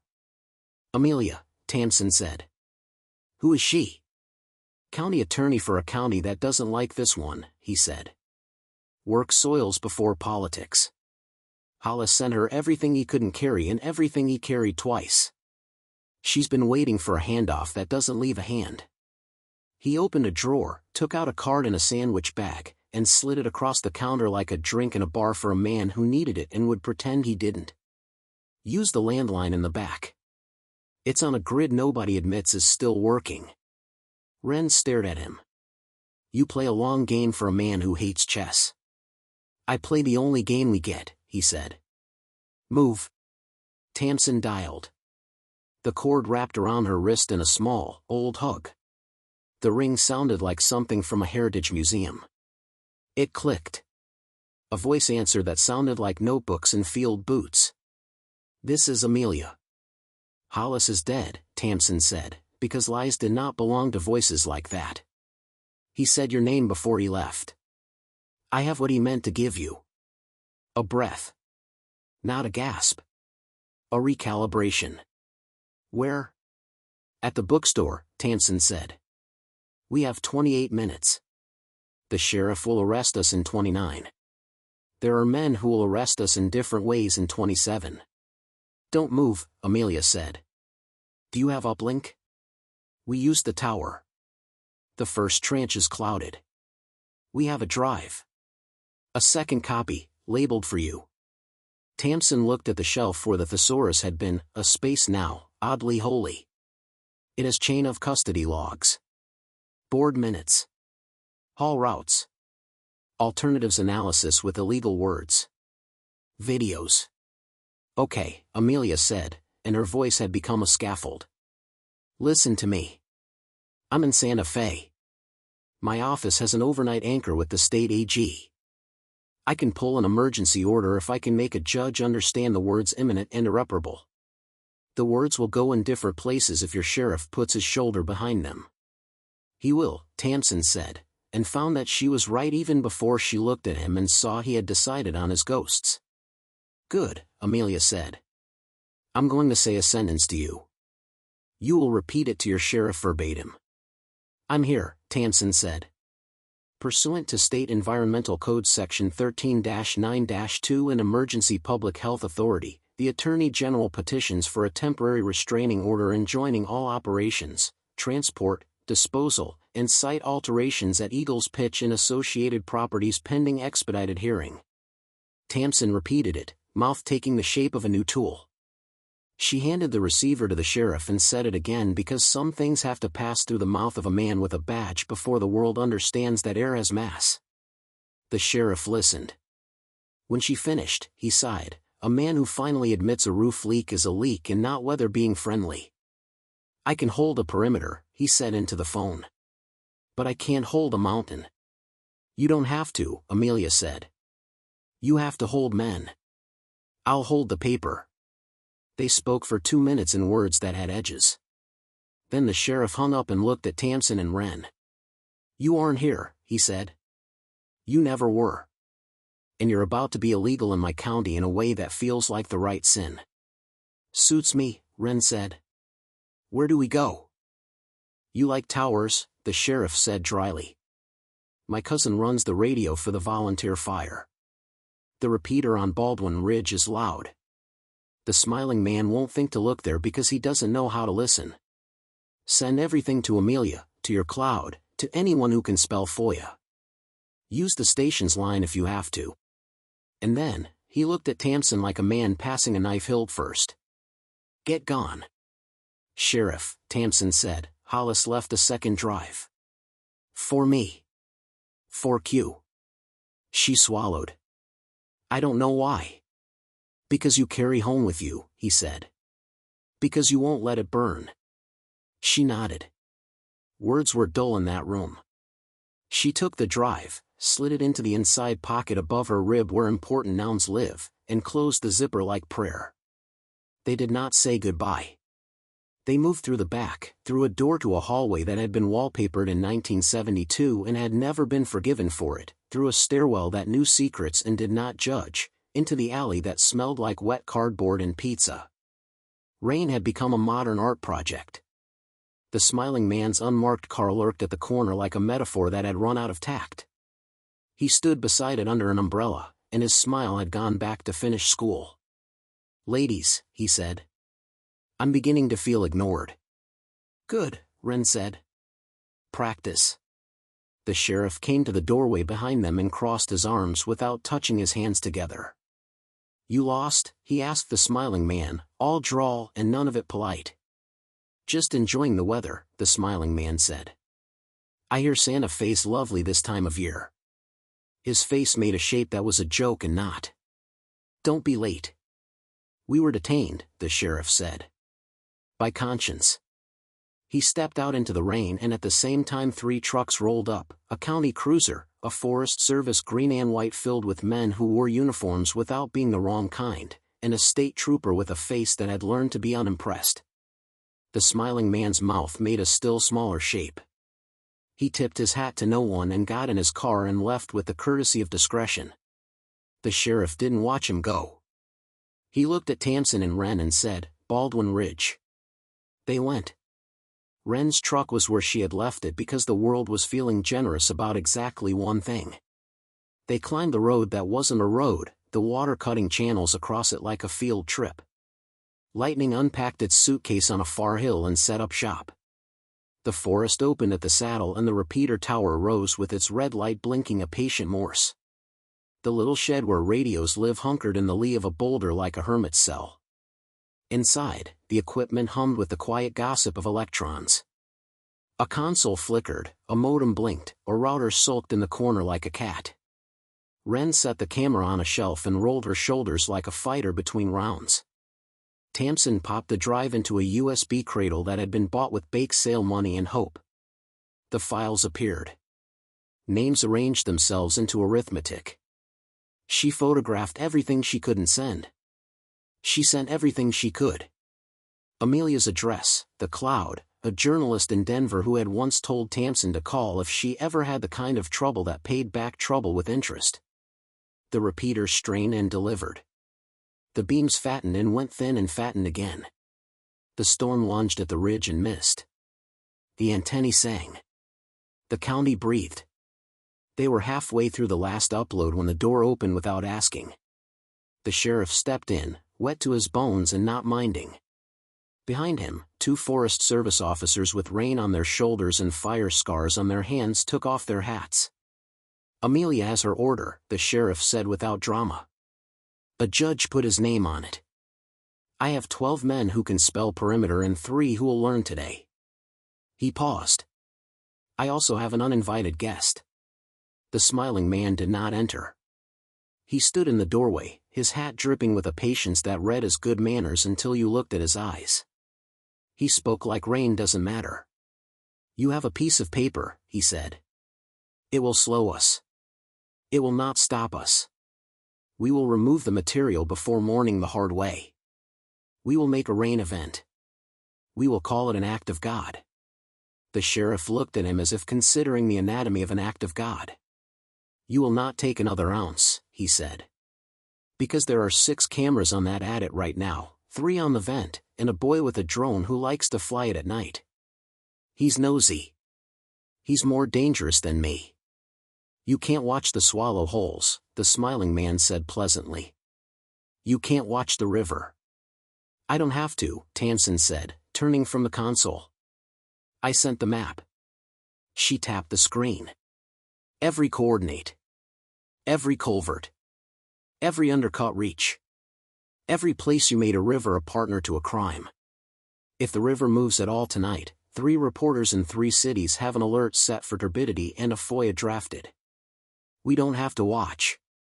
We made everyone else watch for us. For the first time, something like respect crossed the smiling man's face and reminded his mouth it could be human.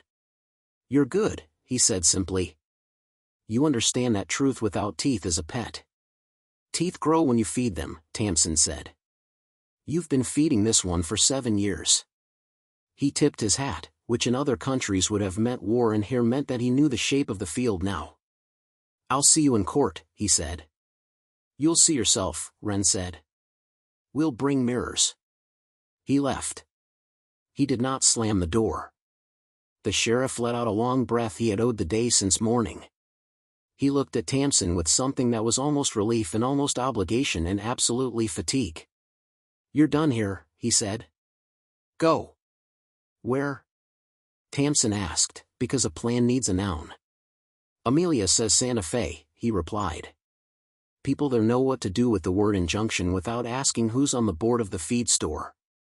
You have friends now. He glanced at Wren. You do too, apparently. Wren smiled, a small, real thing. A camera is an excellent icebreaker. The upload finished. The last bar turned a smug color. The console beeped once and then pretended to be a boring piece of equipment again. Tamsin pulled the drive, the cradle shivered once in complaint, and then she slid the metal into her pocket and patted it the way a thief pats a wallet just to make sure it hasn't grown legs. They went back out into the rain that had begun to forget why it started. The sheriff stood with them under the thin shelter of the shed's eave and looked down valley at the mine he had been born too close to. The adit was a dark small mouth under the cliffs. The vent was a line on the ridge. The river cut its familiar silver slash through meadow and cottonwood. The county breathed. You did something that will not be undone, he said quietly. It will be resisted. It will be hated. It will also be remembered. He looked at Tamsin. Tell it right. She nodded. There were no words large enough for the feeling in her chest, so she used the small right ones. I will. They left the ridge and the repeater and the men who had decided to be useful. Wren drove while Tamsin watched the road with her mouth pressed into a line she had learned in hospital waiting rooms and small-town courthouses. At the edge of town, the sheriff peeled off with 2 trucks full of authority and paper. Wren took the highway south. They crossed the county line before midnight under a sky that had remembered stars. The storm had walked away to trouble someone else. The mountain lay behind like a sleeping animal that had mistaken them for fleas and shaken them off. Tamsin exhaled the day out of her bones. The drive lay warm under her jacket. The second drive lay hot in her pocket as if it had its own pulse. Next to it, a small folded piece of paper she hadn't unfolded yet pressed a corner into her palm, a rectangle Hollis had forced on her with his last look and the word air. Rest, Wren said, like a doctor who had decided to treat sleep as medicine. I'll keep us between the lines. Tamsin closed her eyes and saw water moving underground where men had believed in attenuation and had discovered attention instead. She saw Hollis smiling with all the gravity of a man who had made a decision that ended a life and started a story. She saw the sheriff standing under rain and choosing, over and over, to be a man who counts the living. She slept, briefly, the way soldiers sleep, 1 layer down, boots still laced. They reached Santa Fe at dawn, which felt like a joke that was trying not to be cruel. The light came up gentle over adobe and pinyon. Amelia met them in a parking lot behind a state building that liked to think it anchored something. She wore jeans and a blazer and eyes that had not slept so much as they had organized. You're Tamsin, she said, as if greeting a relative she had not known all her life and had been waiting for all the same. You're Wren. I'm sorry we don't have a porch. Tamsin handed her the drive. Amelia did not take it with ceremony. She took it like a mechanic takes a part that will finally make the engine run. Good, she said, and turned to a paralegal who had been waiting with a laptop and a devotion. In, she said. Everything. Copy. Verify. Back up. Back up the backup. The paralegal was mid-sip of coffee and obeyed without finishing the swallow. Amelia turned back to them. You did what you had to do, she said. Now you do what you're good at. She looked at Tamsin. Write it. Document everything. Names, dates, water levels, faces, accents, where the mud pulls at your boots. Don't make it pretty. Make it undeniable. She looked at Wren. Show it. Keep the raw. The raw saves lives. We'll be targets, Wren said calmly. You already are, Amelia said. The difference now is that if they hit you, they hit the Attorney General's office and 3 papers and 6 stations and a boy on a drone who thinks you're cool. She smiled then, tired and fierce. And the sheriff who decided to be a noun today. They found a motel that still believed in keys and slept 4 hours while Amelia and the state did the kind of work civilians don't get to see. When Tamsin woke, the room smelled like shampoo and hope. Wren lay on the other bed, eyes open, hands folded under her head, looking at the ceiling as if a shot list might appear there. Hungry? Wren asked. Yes, Tamsin said, surprised by the ferocity of it. For everything. They ate at a diner that served eggs like apologies and coffee like medicine. While they ate, her phone vibrated with a message from an unknown number. It was a photo of the attic under a blue sky ringed with tape and men in vests and an overlay of legal words. Beneath it, Sheriff, TRO posted. The river is doing her job. Another message followed, Amelia, hearing set for 2 p.m. They will argue. We will argue. Bring your voice.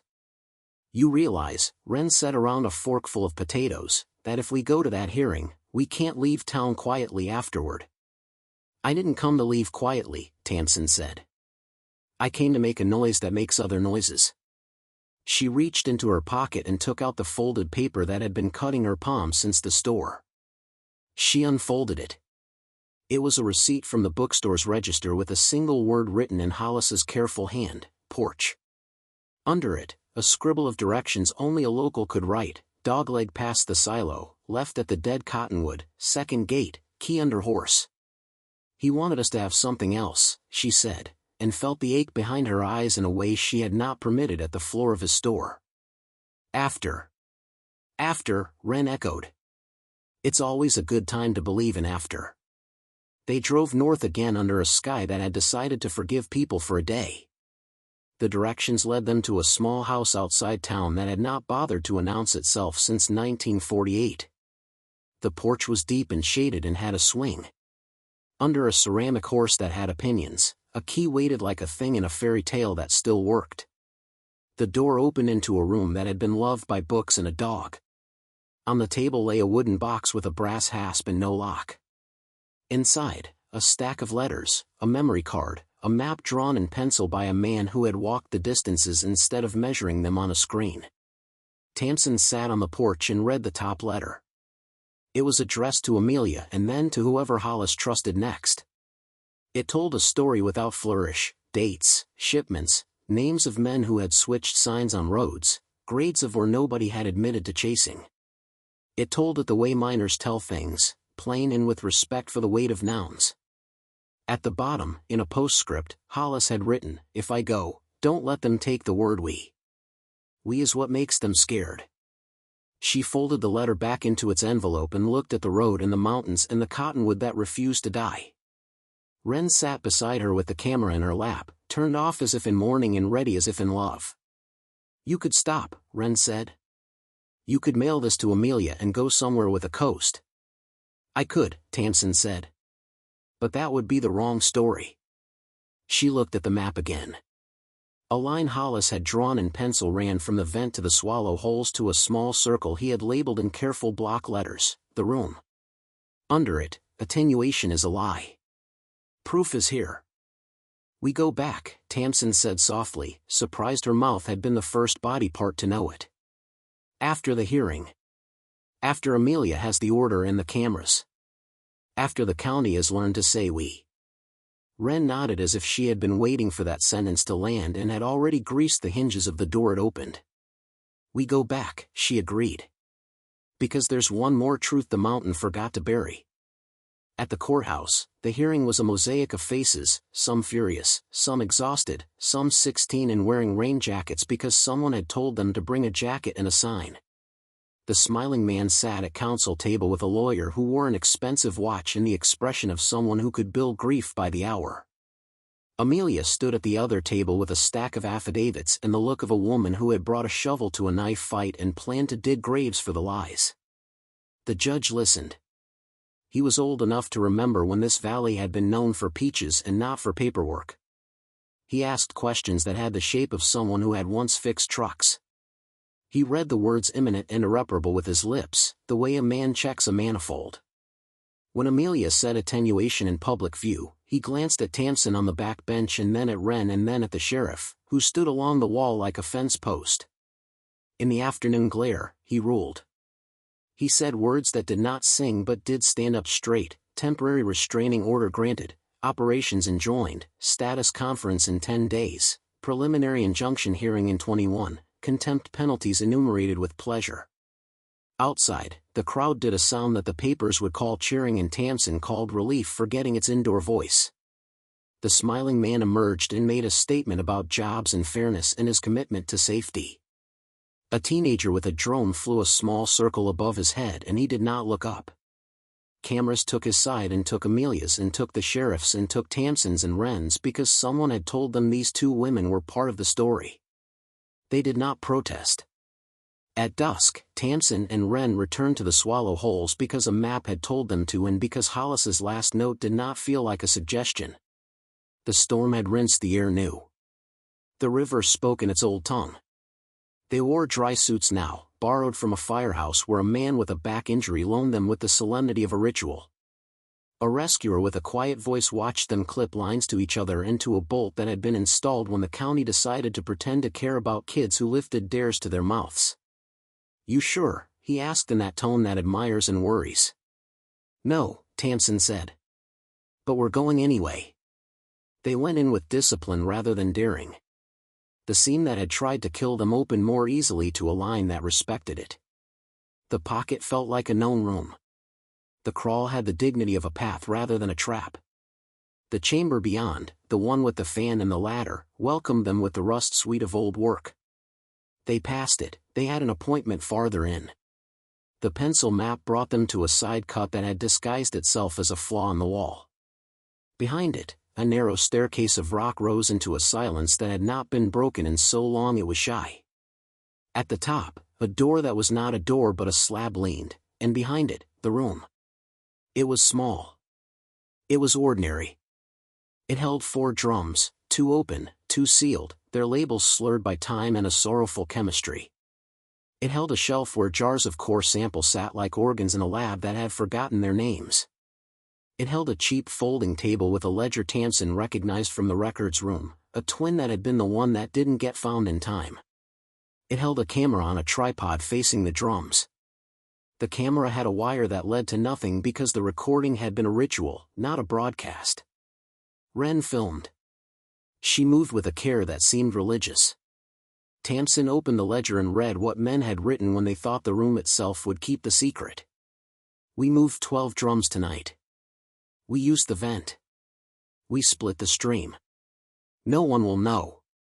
She photographed.